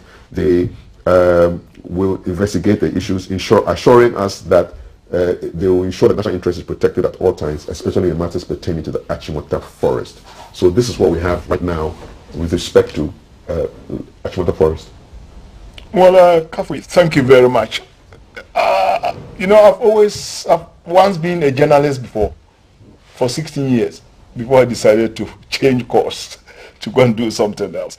You know, one of the ethics of journalism is when you are giving a story, you need to check the authenticity of that story, and then the person putting out that story, how credible that person is, and apart from that, how authoritative that person is. Is he the right person in the right with the covered with the right authority to speak on that?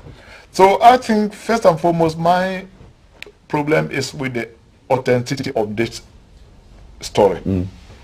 And I'm not saying that it's not authentic, but it's not something I'm going to swallow, that is the truth. And also taking it within the context that if this Achimota saga had not come up, will anybody be raising issues about someone's will? That's my first question. So second question is that, you know, we have issues of privacy. You know, somebody's will is very private. Even you cannot open the will until his demise. Even his own children, his own family members are not allowed to open the will until the man dies. So I don't know how somebody's private will should end up in the public domain. Others could argue that, oh, it's a matter of public interest. Well, it is a matter of public interest, but that does not take his right of privacy away. Even though he's dead. And apart from that, you know, in journalism, if you say something against somebody, he has the right of reply. In this case, is Sir John allowed to exercise that right of reply? Can he exercise that? And in journalism, you don't publish one-sided story.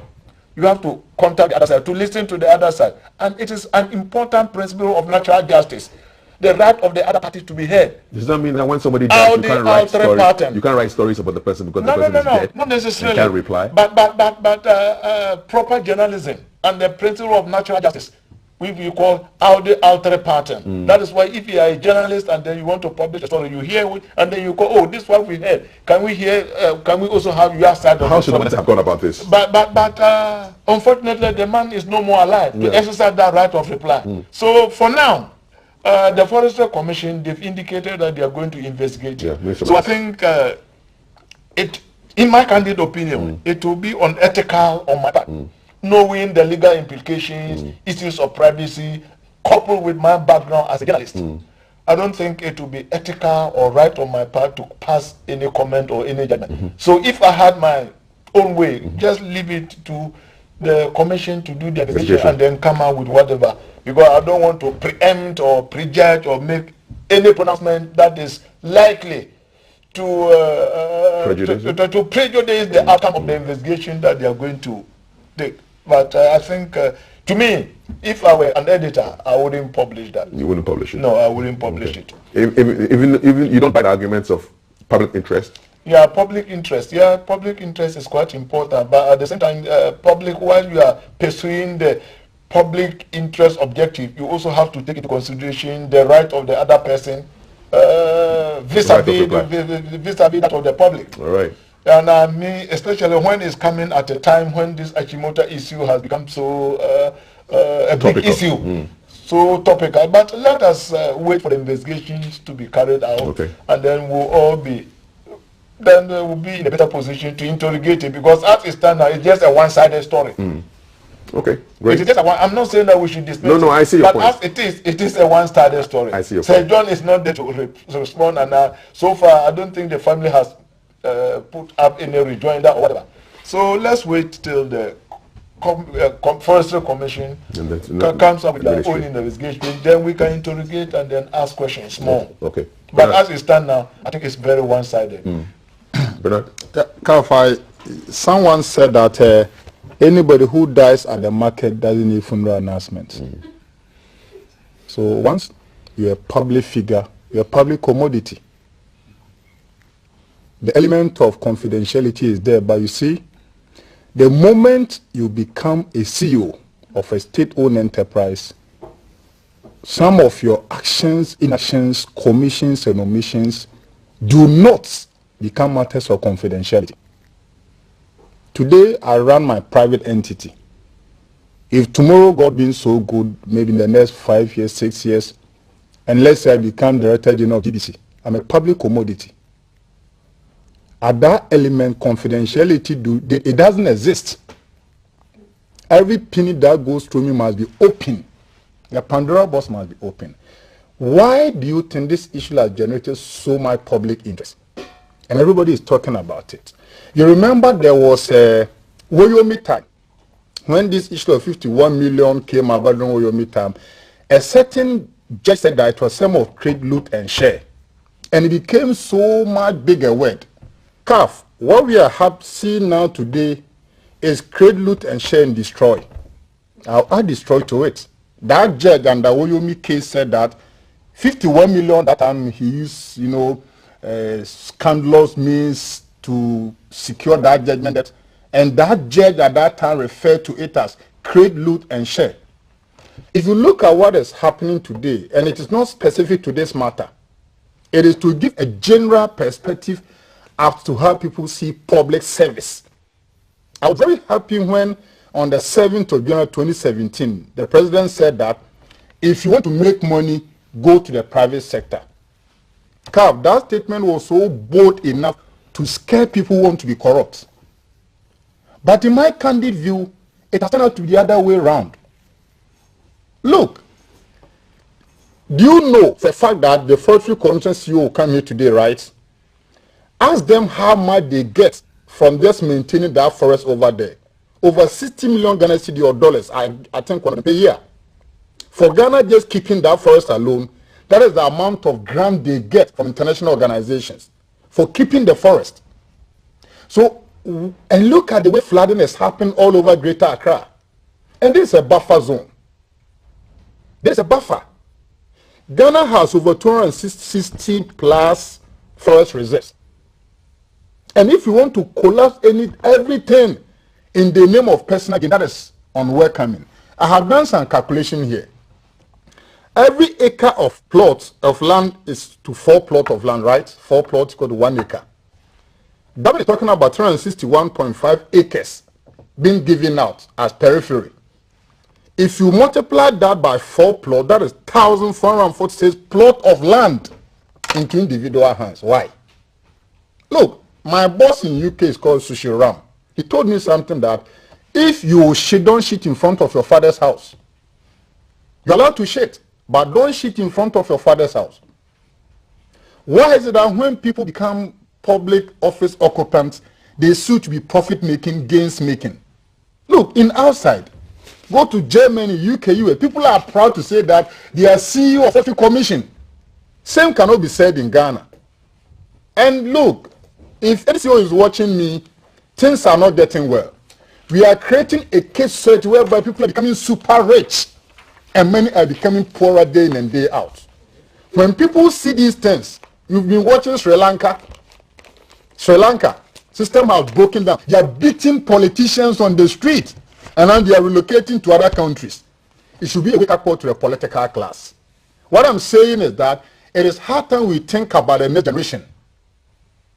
Look, why do we want to eat everything today at the expense of tomorrow? And this feed into a Japan.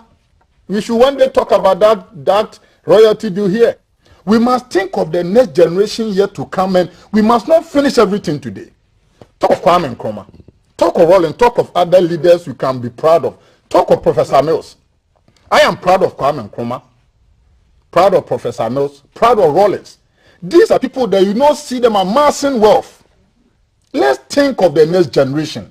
Because Ghana is not for few people. We'll leave it here. We're out of time.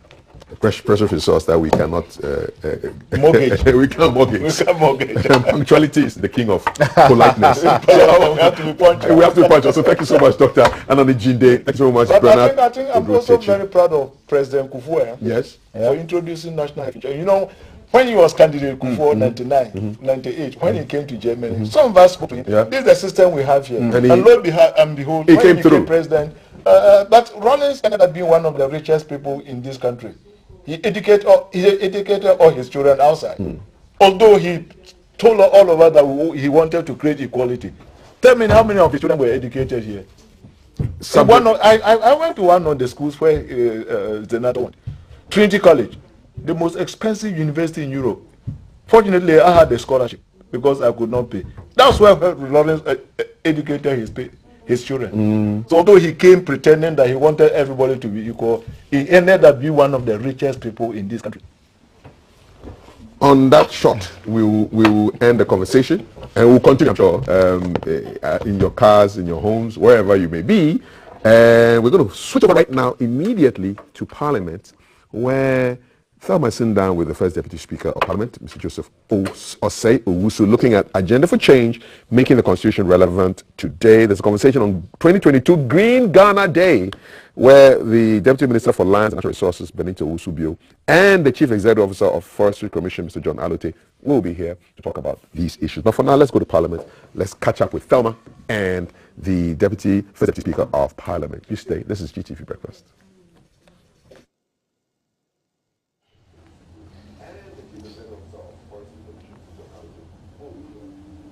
Can you hear me? Tell me, how's it going? Where are you right now?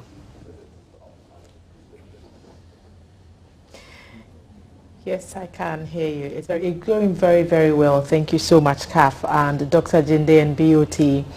Passionate and impassioned submissions there from the studio. We are live from Parliament House, Job 600, precisely in the office of the First Deputy Speaker, the Honourable Joseph Osei Owusu, who represents the good people of the choir. You may remember this particular honourable member in question. When it comes to the concerns around the voting rights of deputy speakers, he was one of the people who was very vocal, got into a few tussles with the sitting Speaker of Parliament, the Honourable Oban Bagbin, and those have been resolved. Parliament resumes from recess tomorrow and will pick his thoughts on what to expect. But we are here predominantly to talk about the supreme law of the land, which offers checks and balances as well as separation of powers and calls for portions of the Constitution to be amended. So we'll pick his thoughts on those and a number of other issues. Good morning, Honourable, and welcome back from the break. Thank you. Even though you're not officially back yet, you're back tomorrow. Well, Parliament resumes sitting tomorrow, but work continues. Work continues indeed, and we are going to be talking about the Constitution in a little bit, but once the sitting starts, what should we expect in this second meeting of the 8th Parliament of the 4th Republic? I think it's a regular thing. Lawmaking, questions and statements by members, giving approvals for requests which the Constitution requires that the executive seek parliamentary approval. That's largely the basic things that parliaments. And then in recent times there have been a lot of private members' issues being brought to the fore from the Speaker's attention. So generally, those are the things that we're going to continue to do. I'm not able to zoom in on any specific bill because a lot of it depends on who is sponsoring the bill.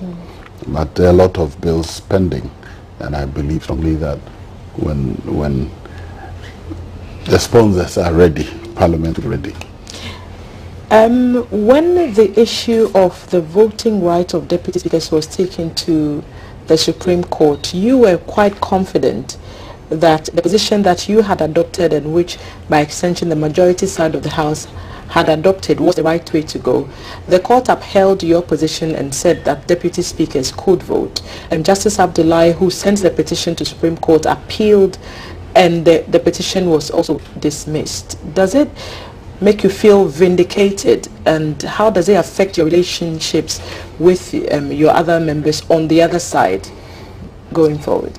Well, when it comes to interpretation of the law, we will always have different views. That is the whole essence of having a court dedicated to resolving the differences. So for me, all that has happened is part of the process of confirming what the law is, in fact. This document you're reading, one person, apart from you, read the same words and interpret it differently. So as for having different views, is for me it's so regular, so usual. That's the whole essence of having the Supreme Court. So there's nothing unusual. I think that we rather permitted our political ideologies to go into the meaning of the words. Otherwise, I can understand for any reason where anybody think that an elected member of parliament, just because in parliament I've been given additional responsibility, I cease to be a member of parliament. So I was not surprised at the conclusions that the Supreme Court came to. But as for having different opinions, we have to live with it. It is part of the whole process. And speaking on different opinions, you and the Speaker of Parliament have had loads of different opinions over the past few weeks in the first session, and you've come publicly to kind of retract some of the things that he had done in the past with regards to approval of the budget and not approval of the budget, and then approval of the budget, and the whole back and forth. And it's gotten to a point where it's become very vocal, even on the floor of Parliament. Should we expect calmer waters in this new meeting as we head into it tomorrow, or what's the posturing of the two of you behind the scenes as we head into tomorrow's session? Well, I'm surprised to suggest that there's any banter, so to speak. We have had different opinions on what something means. Mr. Speaker thought that I shouldn't have taken the particular position, but I think we have all come to a conclusion that as long as we each are doing the same work, it is inevitable that we may have different opinions. So we should accept that. For the sake of continuity and for the sake of the wheels in Parliament grinding smoothly, has there been a resolution during the break or meetings? Frankly, there's no issue. As for disagreeing, the only thing is that it played out in the public. But as for disagreeing, as I said, as stated in my statement, it's not new to us. When he was the chairman of the Constitutional Legal Committee and I was his ranking member, I think that was in the 5th Parliament or the 6th Parliament. We had a number of disagreements on issues at committees and things, but once we cannot resolve our differences, we respected each other's views and we proceeded. So I think that's how it is. The important thing is that in these particular matters, we had to take a decision one way or the other. And in the end, whether my view prevailed or his view prevailed, is a decision of Parliament that matters. How I interpret things may, in one way or the other, influence the decisions of the House. But beyond that, there's nothing personally, there's no personal animosity between us at all. And because you said the decision of Parliament must prevail, even when one side of the House did not take part in proceedings, and following which motions were passed and now laws have begun being implemented, specifically on the matter of the e-levy, which started on the 1st of May. What does it bring? What kind of interpretation does it bring when you're dealing with the minority side who is heading to court seeking an injunction on even the implementation of the e-levy? It tells the ordinary Ghanaian that perhaps there's no peace in Parliament after all, and that we may very well see another back and forth. You see, when it comes to decisions of Parliament, It's a number present that matters. It's not which side. Members of Parliament, you need half of you to be present to take a decision. That's all. Nobody will ask the half whether you're from left or right. No. So the issue of one side being present or not, that's not a right at all when it comes to the decisions of the House, as long as they have sufficient numbers to take the decision. Even when there are allegations that the majority side did not have 138 as they would want us to believe. As you suggest. As has been passed on in circles in certain No, as I'm saying, you quarters. suggest is an allegation. For those who are alleging, the responsibility lies on them to prove that there were not sufficient numbers to make a decision. It's always, people will make all kinds of, until the Supreme Court spoke, there were all kinds of experts throwing about all kinds of theories. Some of them, when I listened to them, I was amazed that lawyers would be making such arguments. But hey, that is the essence of an open society. All kinds of opinions are welcome. But when the constitutional body, the Supreme Court, spoke, that puts an end to the matter. So whatever or whichever allegation they make, I refrain from commenting on it. Once the matter is before court, they will put their evidence before the court. If they satisfy the court that indeed there were not sufficient members on the floor of the House, I'm sure that the court will do the needful. And when it comes to the injunction the minority is seeking on the implementation of the e-levy? Well, if I understand correctly, the court refused the injunction. It did? Yes. Do you expect that the other side would continue to oppose, even though the actual takeoff of the law has begun? Well, what I expect, or what they have done, is to go to court to seek an order. But as for opposing it, the law has been passed until the Supreme Court sets it aside. That is the law of the land. Being opposed to it is irrelevant. We've heard them. Inconsequential. We've heard the NDC side suggest that should and if and when they assume office, it would be one of the laws that they would strike down. Does it bother you? That's in the future. Okay. It's speculative. Let's agree that when they do, they will. It will always be an issue for you taking that decision to manage. If you decide that you don't need the revenue, no problem. You find the revenue to do the things you want to do. This whole thing is about how do we get money to do the things that we want to do for Ghanaians. If you think that that sort of revenue is not relevant to you, yes, change the law and probably leave that gap empty, which means you cut down some of the programs or you find another source of money to fill the gap. But it's entirely up to them.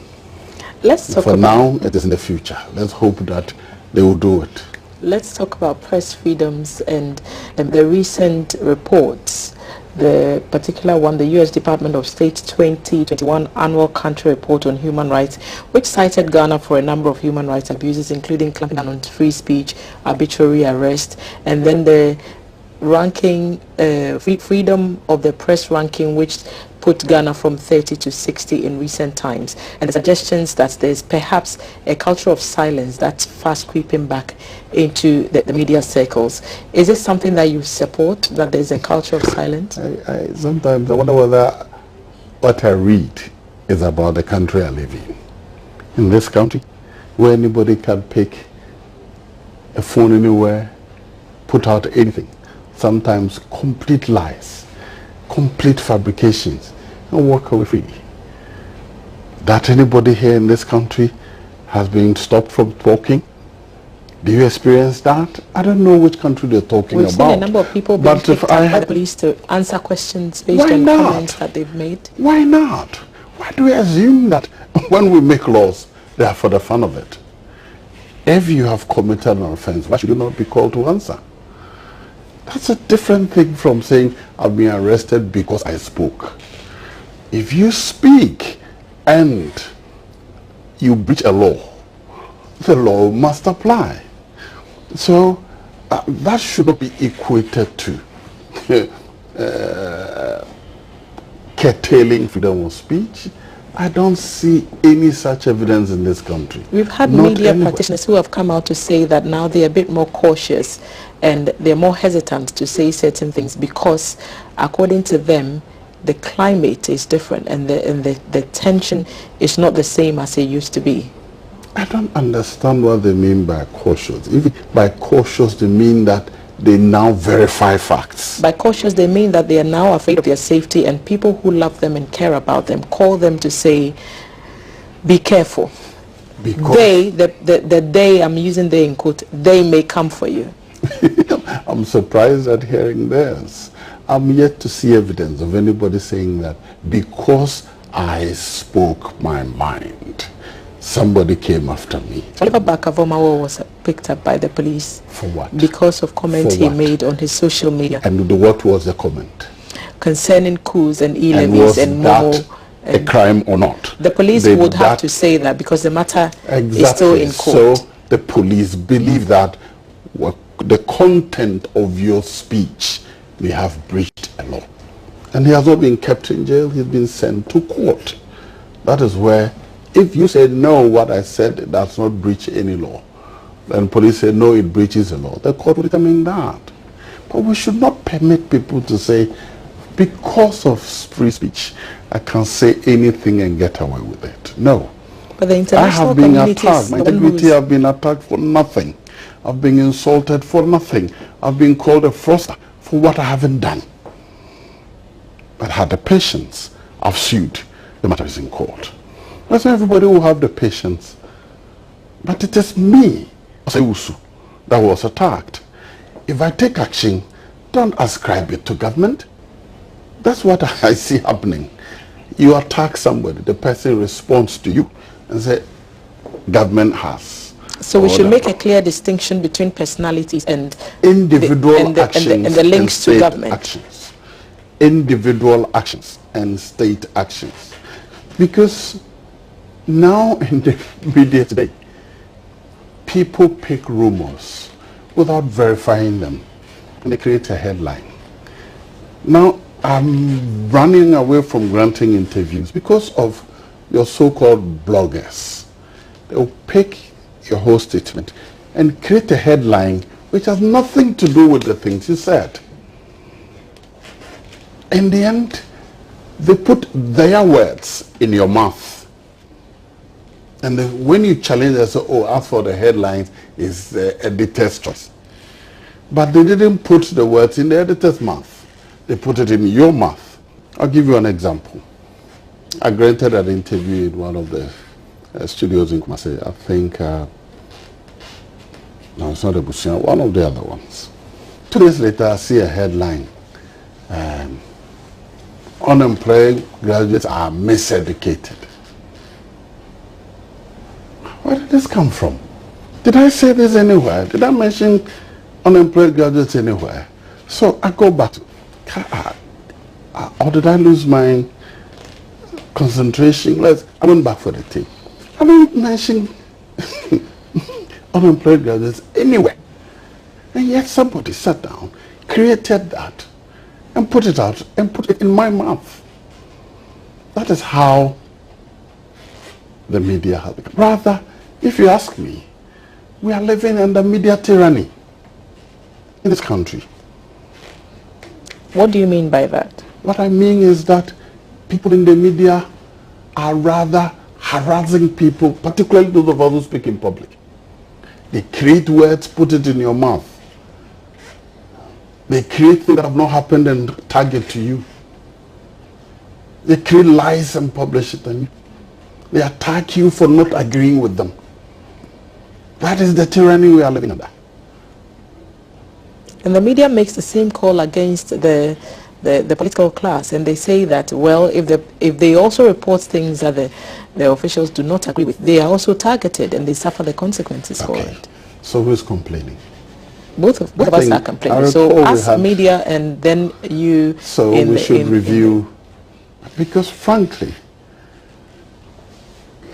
sometimes it takes real self-restraint not to react to some of the things people publish about you. Things that are not true.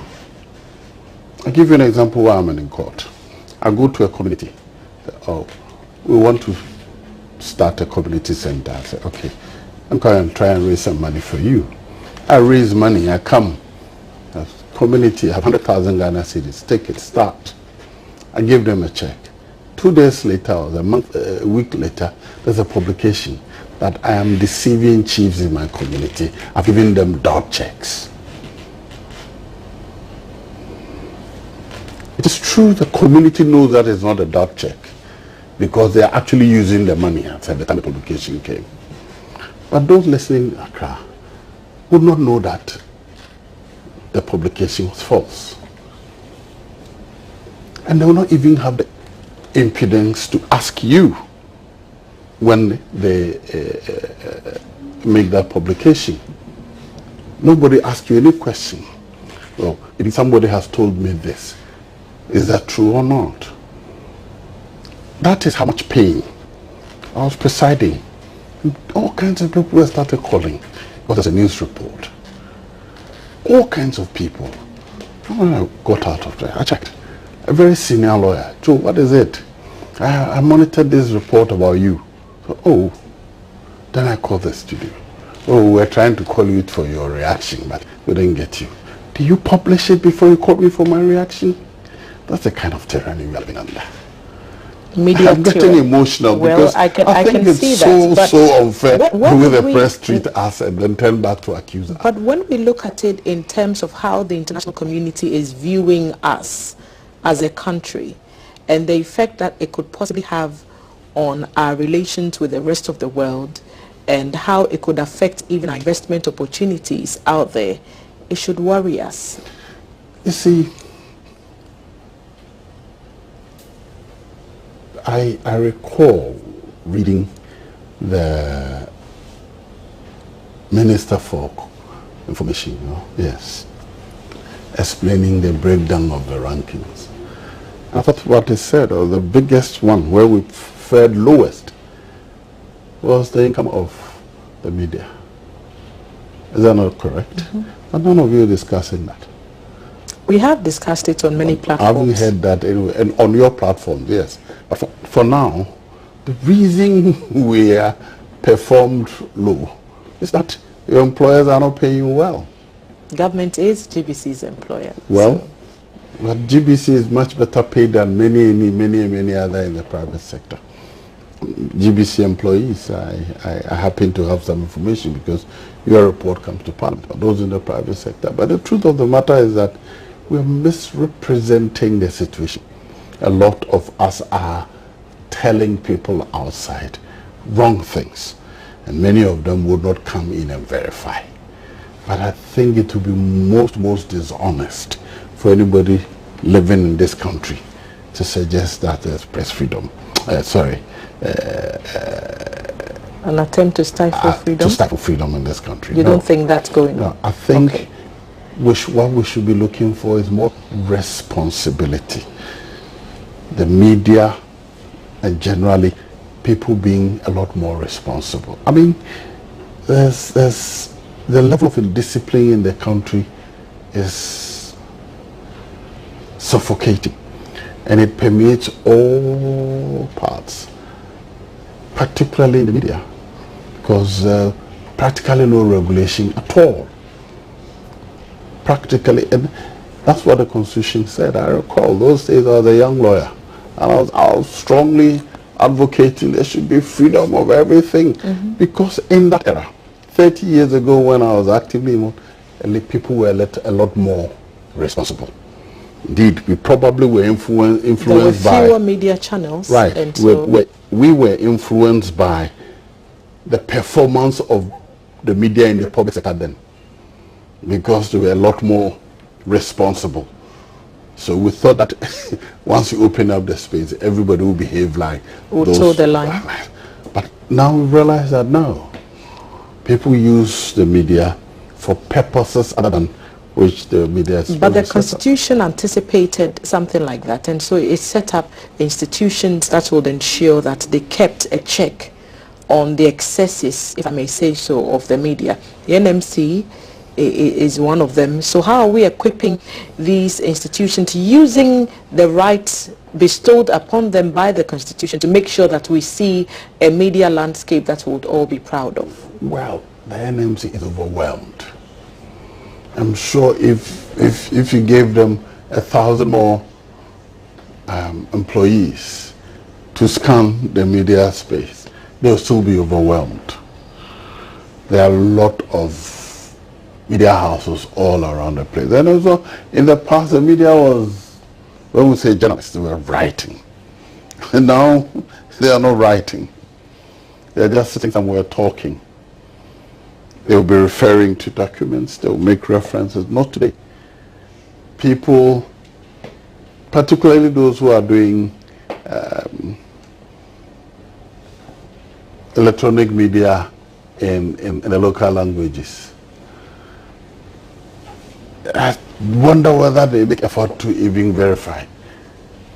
Even if you give them this information, whether they will verify whether it is authored by you.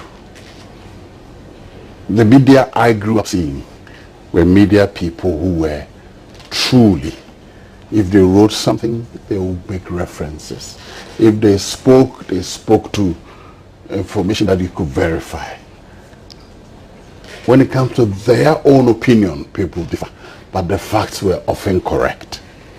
Today, no, it's not like that. The facts are not verified. Sometimes a private quarrel between couples are picked up and published as a national matter. They make the argument that public figures have to waive a certain right to privacy because they are in the public eye. Well, we could have this whole conversation privacy and things. I'm not really keen. I'm interested in, if, for example, you're a media person, but not necessarily a public person. So if you have a private argument with somebody, why should I pick it up and come and publish it? It makes sense. Let's get to other portions of the Constitution. We have this conversation on the agenda for change, making the Constitution relevant today. We are in the office of the First Deputy Speaker of Parliament, the Honourable Joseph Osei-Wusu, who is also MP for the good people of Bekwai. So we are asking all these things and circling it back to the Constitution and what it would mean for further amendments down the road. Honourable Joe Wise, we've talked about sharing of powers and the appointing power that the president has. And people have had issues with the extent of the president appointing powers and have asked that when we talk about reviews of our 30-year-old constitution, that should be one of the areas that we would look at. Will you agree? And where do you think we should start with limiting the president's power to appoint? Well, I agree to a large extent that the constitution created a monarch, so to speak, a man as well as control over all his service. If you look critically at the Constitution, every appointment is by the President. Indeed, I recall that when I joined DVLA, I was amazed to see that by the law, the DVLA Act then, even the messenger, DVLA cleaner, is appointed by the President. And that power could be exercised on his behalf by the minister. The board had no authority. That, in many respects, affected corporate governance, because then the board's authority over the organization is limited to just reviewing policies, but discipline and control should ordinarily also be,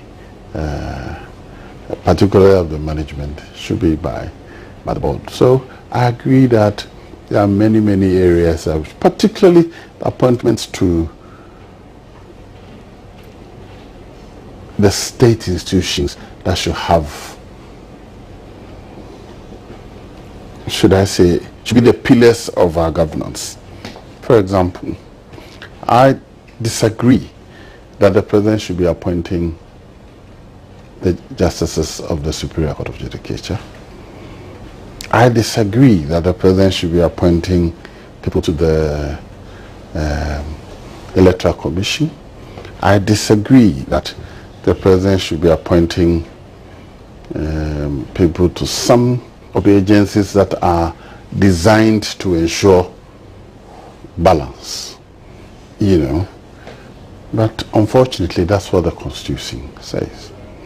But if you ask me, the main reason those are challenges is not only because the Constitution gives the power to the president, but it's because as a country, we have issues of integrity and ethics.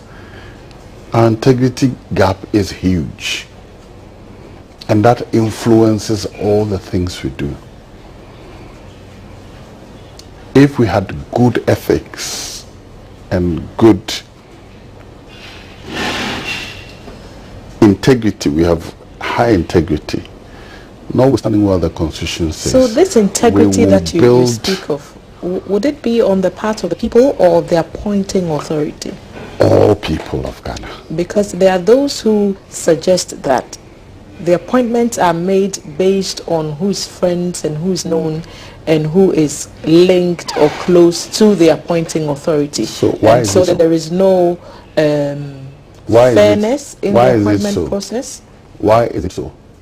I'm asking you. Yes, okay. The reason is that when in other parts of the world, those authorities are given to people, what influences them is the national agenda. In our part of the world, you cannot be sure that that will be the influencing factor.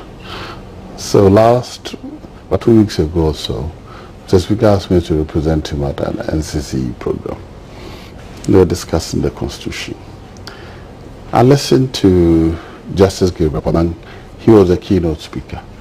And because he was a member of the Constitutional Review Committee, he identified 3 critical things that when they did the tour of the country, they identified that people worry about our integrity as a people, that accountability in public office, and development. So I asked the question, which part of the Constitution, if we amended it, would achieve these 3? Which clause of the Constitution can we amend to give us integrity? Because that's the most cardinal thing. If we don't have integrity, accountability naturally collapses and development will collapse. So even though I agree that some portions of the Constitution should be amended, and I have made those arguments myself and the Honorable E.T. Mensah, I represented Parliament before the Constitutional Review Committee.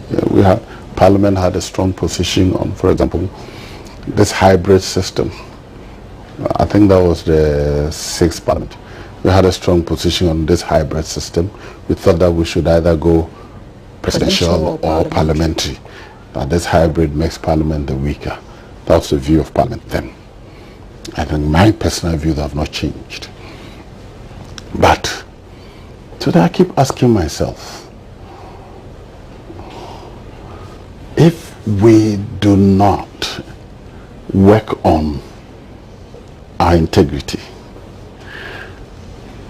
no matter who you elect, no matter who you appoint, the cardinal things, accountability will not happen. But where should that begin? Should it begin with not appointing persons who are deemed to be friends of the appointing authority, or who hold positions where people think or people assume that they do not even have the qualifications for? What's the qualification for appointing a minister? What's the qualification? So that's the principle. If we had the values and the principles, then even though the Constitution does not give any qualification, we will develop a system that we will respect.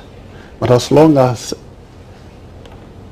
there's no entry requirement, then you have no reason to challenge why I appoint my daughter, who is an SS leaver, to a ministerial position. You know, and then there are certain, you know, people assume that because I become an MP, I must have integrity. Or because I'm appointed as Speaker of Parliament, I must have an MP, integrity. I must have wisdom. I must have... No, those things don't come with the position. You build the integrity over the years. Then you tap it for national development. As a country, we have abundant character formation from the beginning. I don't know how young you are, but at least I remember from my days, nobody. I learned the national anthem then in the course of it in the 70s, General Champo introduced the National Redemption Charter. Those are the only things you can say had something to do with character formation, orientation towards the nation, or should I call it the nationalism that I've endured. Today, I wonder whether any of things are done. We should focus on building people to serve the country. And you don't... The only values I know are what I learned in my home, my mother. I'm a Catholic. I learned catechism. And catechism had some elements of altruism in it. But will that be sufficient to make me a national? But no matter how far we've come, there's always a point where we could say, if we could get back to this point, perhaps we could build on That's it. exactly So can we well. start building from a commitment to not appointing people as a reward for political loyalty? Is that possible? It is impracticable. It's impracticable. I come to power based on a certain principle. The people with whom I built those rules, the principle, they are the people I can trust, understand the policy. But you see, we are assuming that whether I appoint you, who I didn't meet until I came to GCV, or I appoint him who I'm meeting for the first time today, it will make any difference if they don't have the value of integrity. It will make any difference. I think we're dealing with the fruits rather than the roots. So where's the integrity when we make a party cards, and this is not just to your party, when we ask for membership or proof of membership, proof of dues paying membership for a political party in order to grant people opportunities, in order to grant people access? Where's the integrity in that? I have never heard any such thing before. You would never? Never. That show that bring your party card. I don't know who would qualify, because I can say without any fear of contradiction that 100% of the people who are party people pay dues. No party anywhere people that general contributors. For example, I'm MP, so I pay practically 90% of the cost of running the party office. I pay the rent, I pay the staff there, I pay electricity bill. My chairman sometimes does them. Some of the parties that sometimes when something happens and there's nobody there, they'll pay. But nobody has record of payment of anywhere. And I'm not aware.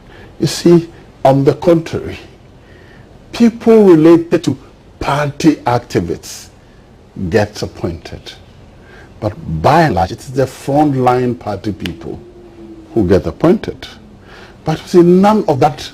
If we change all of that after elections, say anybody who has had anything to do with the party stand aside. Now we are going to the schools, pick people who have just graduated from the university and make them, as long as they have no integrity, nothing will have changed. So let's go back to the powers of the president. Okay. Yes.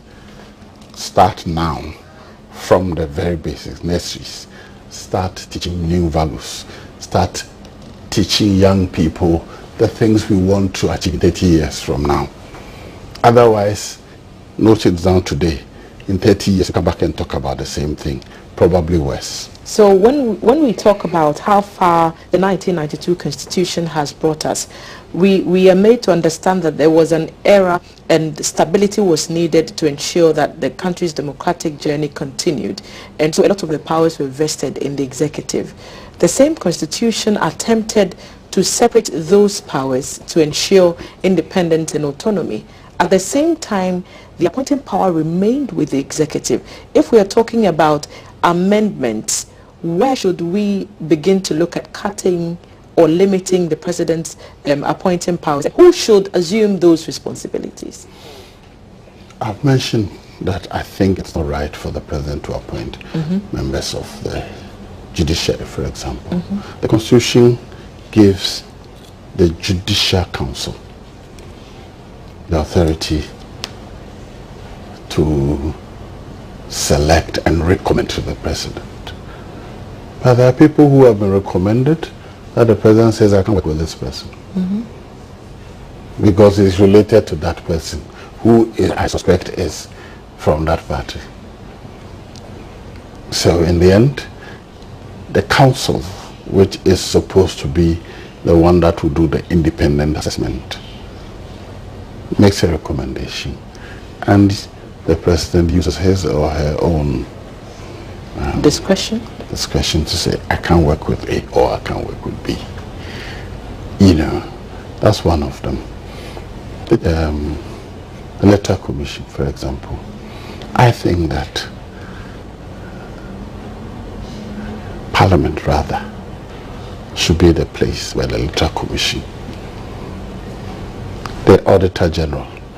I think that Parliament, in fact, if you look strictly at the Constitution, the Auditor General is an officer of Parliament. The Auditor General. Because his job is to audit the executive and report to Parliament. But if we go by the current system that we have now, where until recently the majority in Parliament is the ruling party, wouldn't it be more or less the same thing? Because if the party in power is the president in power, then they would put their own person, for lack of a better expression, in those positions, and we'll be back right where we started. You see, there are a lot of things we do in Parliament that are not the things that people focus on. You look at the maximum 2 hours spent in the chamber. Our real work is done outside the chamber. Is at the committee level? Not only the committee level. We have a very serious consultative system. Parliament is where we are very, very democratic in the way we do things. Everything is, if you look at even how we arrange our committee membership, it is proportional. And so we negotiate a lot, you know. So Parliament, in view, is where, for example, we should consider the appointment of the Electoral Commission, the Auditor General, those independent constitutional bodies. They are supposed to ensure that there's fairness, there's just for all sides. I think it is inappropriate for the president to be the one under the Constitution to appoint them. Okay, so those are some of the suggestions. But you see, like you suggested, if one side happens to have a large majority, like we had in the 7th Parliament, that could also be a basis for trampling over the minority.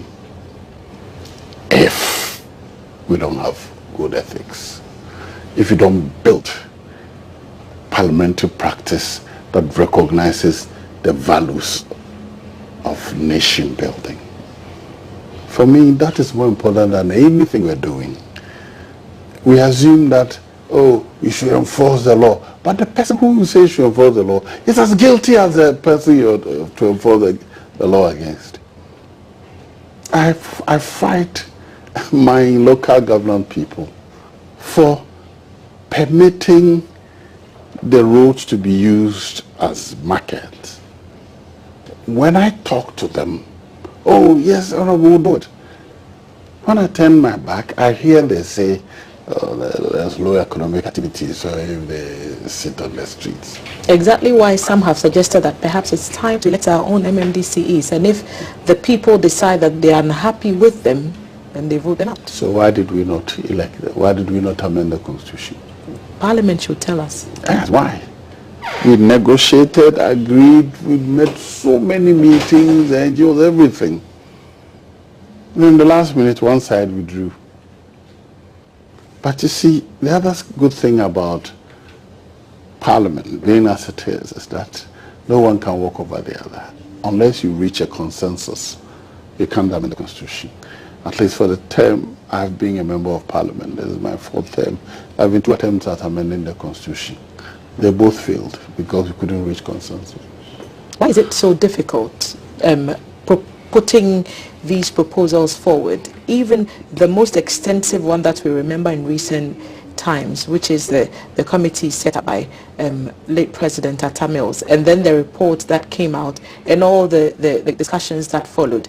It seemed that 11 years down the line, we're still nowhere near an implementation of those suggestions. Why? Let me say that the work was done by an independent body, but it was handed over to the executive, who brought to Parliament their interpretation and their version, not what the body did. And that's where the division started.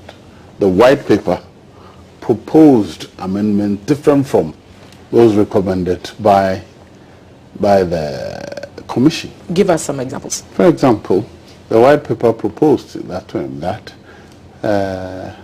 the president will nominate 3 people and the people will vote on it. That's not what the recommendation of the committee. But in 2017 or 2018, under the current president, he proposed what the committee recommended.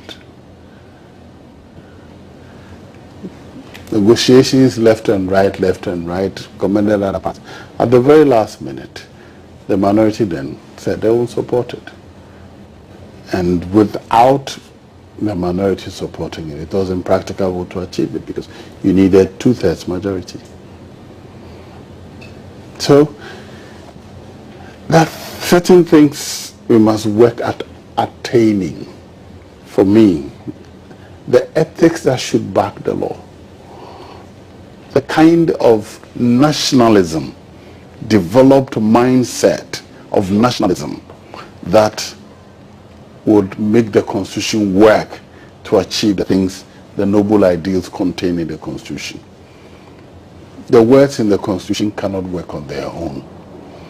If you leave it to individual prisms and interpretation, you may not get the true values. So if it's the consensus you need, if it's the collaboration you need, then it's within the arms of members of Parliament to get these things underway. Members so if of that's Parliament not done, who are elected from among the everyday people, if we don't build the consensus, if you don't build the values. So Parliament is to blame for our inability to amend the Constitution. To blame you, everybody have failed to build national values. And so we will continue to be influenced by our individual values. And political party values. Yes, the individual values that go to build the political party values. There's no such thing as political party values when I was growing up. There was no MP people when I was growing up, right? So my true values are what I built growing up in my home at Bekwai, in my secondary school at Drabing, at the university. That is where my true values are formed. That is what will always influence my decision. And in American legal theory, they call it the inarticulate major premise. Something which is at the back of your mind, which you don't talk about, but that is which influences your decisions. Inarticulate, you don't talk about it, but it's the major premise. It is the major influencer in decisions. Okay. If we don't focus on building those things, we'll keep talking about constitution that, constitution that. Let me give you an example. Do you remember the large talk about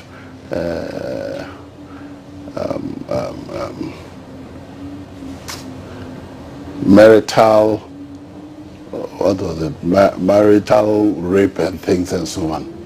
Remember the amount of energy and time went into amending the laws. Have you heard anyone start prosecution anywhere? Not one. Do you think it's not happening? It is. But the everyday person does not have the courage to talk about that. God. His mindset was not made to that. His family will not even support him to talk about that. So what we really need to do is to build the values that take people's minds, pricks people's conscience. Let's talk about nationalism.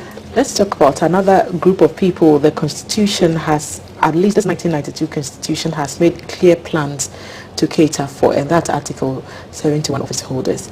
And what do you think, should those provisions be maintained as is, or would you say some amendments are necessary, looking at where we are now in our economic journey? Let's read Article 71 and see what it is saying. All it does is list a number of people and says that at the beginning of the term of every parliament, the president will set up a committee to determine the emoluments.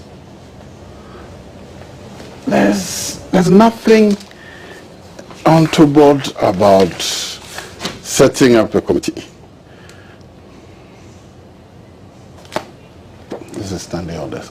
Okay, the standing order. So we'll get, but the key thing for some is the fact that when it comes to their remuneration, they seem to get a lot more than some people appear to be comfortable with. Right. And the argument about whether those benefits are justified or not is what some talk about whenever that is Let's mentioned. read Article 71(1). The salaries and allowances payable and the facilities and privileges available to aid the Speaker, Deputy Speakers and Members of Parliament, Chief Justice and other Justices of the Superior Court of Justice, the Auditor General, Chairman and Deputy Chairman of the Electoral Commission, the Commissioner for Human Rights and Administrative Justice and Deputies, District Assembly's Common Fund Administrator, the Chairman and Vice Chairman members of the National Council for Higher Education, Public Services Commission, National Media Commission, being expenditure charged and consolidated fund shall be determined by the President on the recommendations of a committee of not more than 5% appointed by the President acting in accordance with the advice of the Council of State. All that this one says that this set of people, They are special.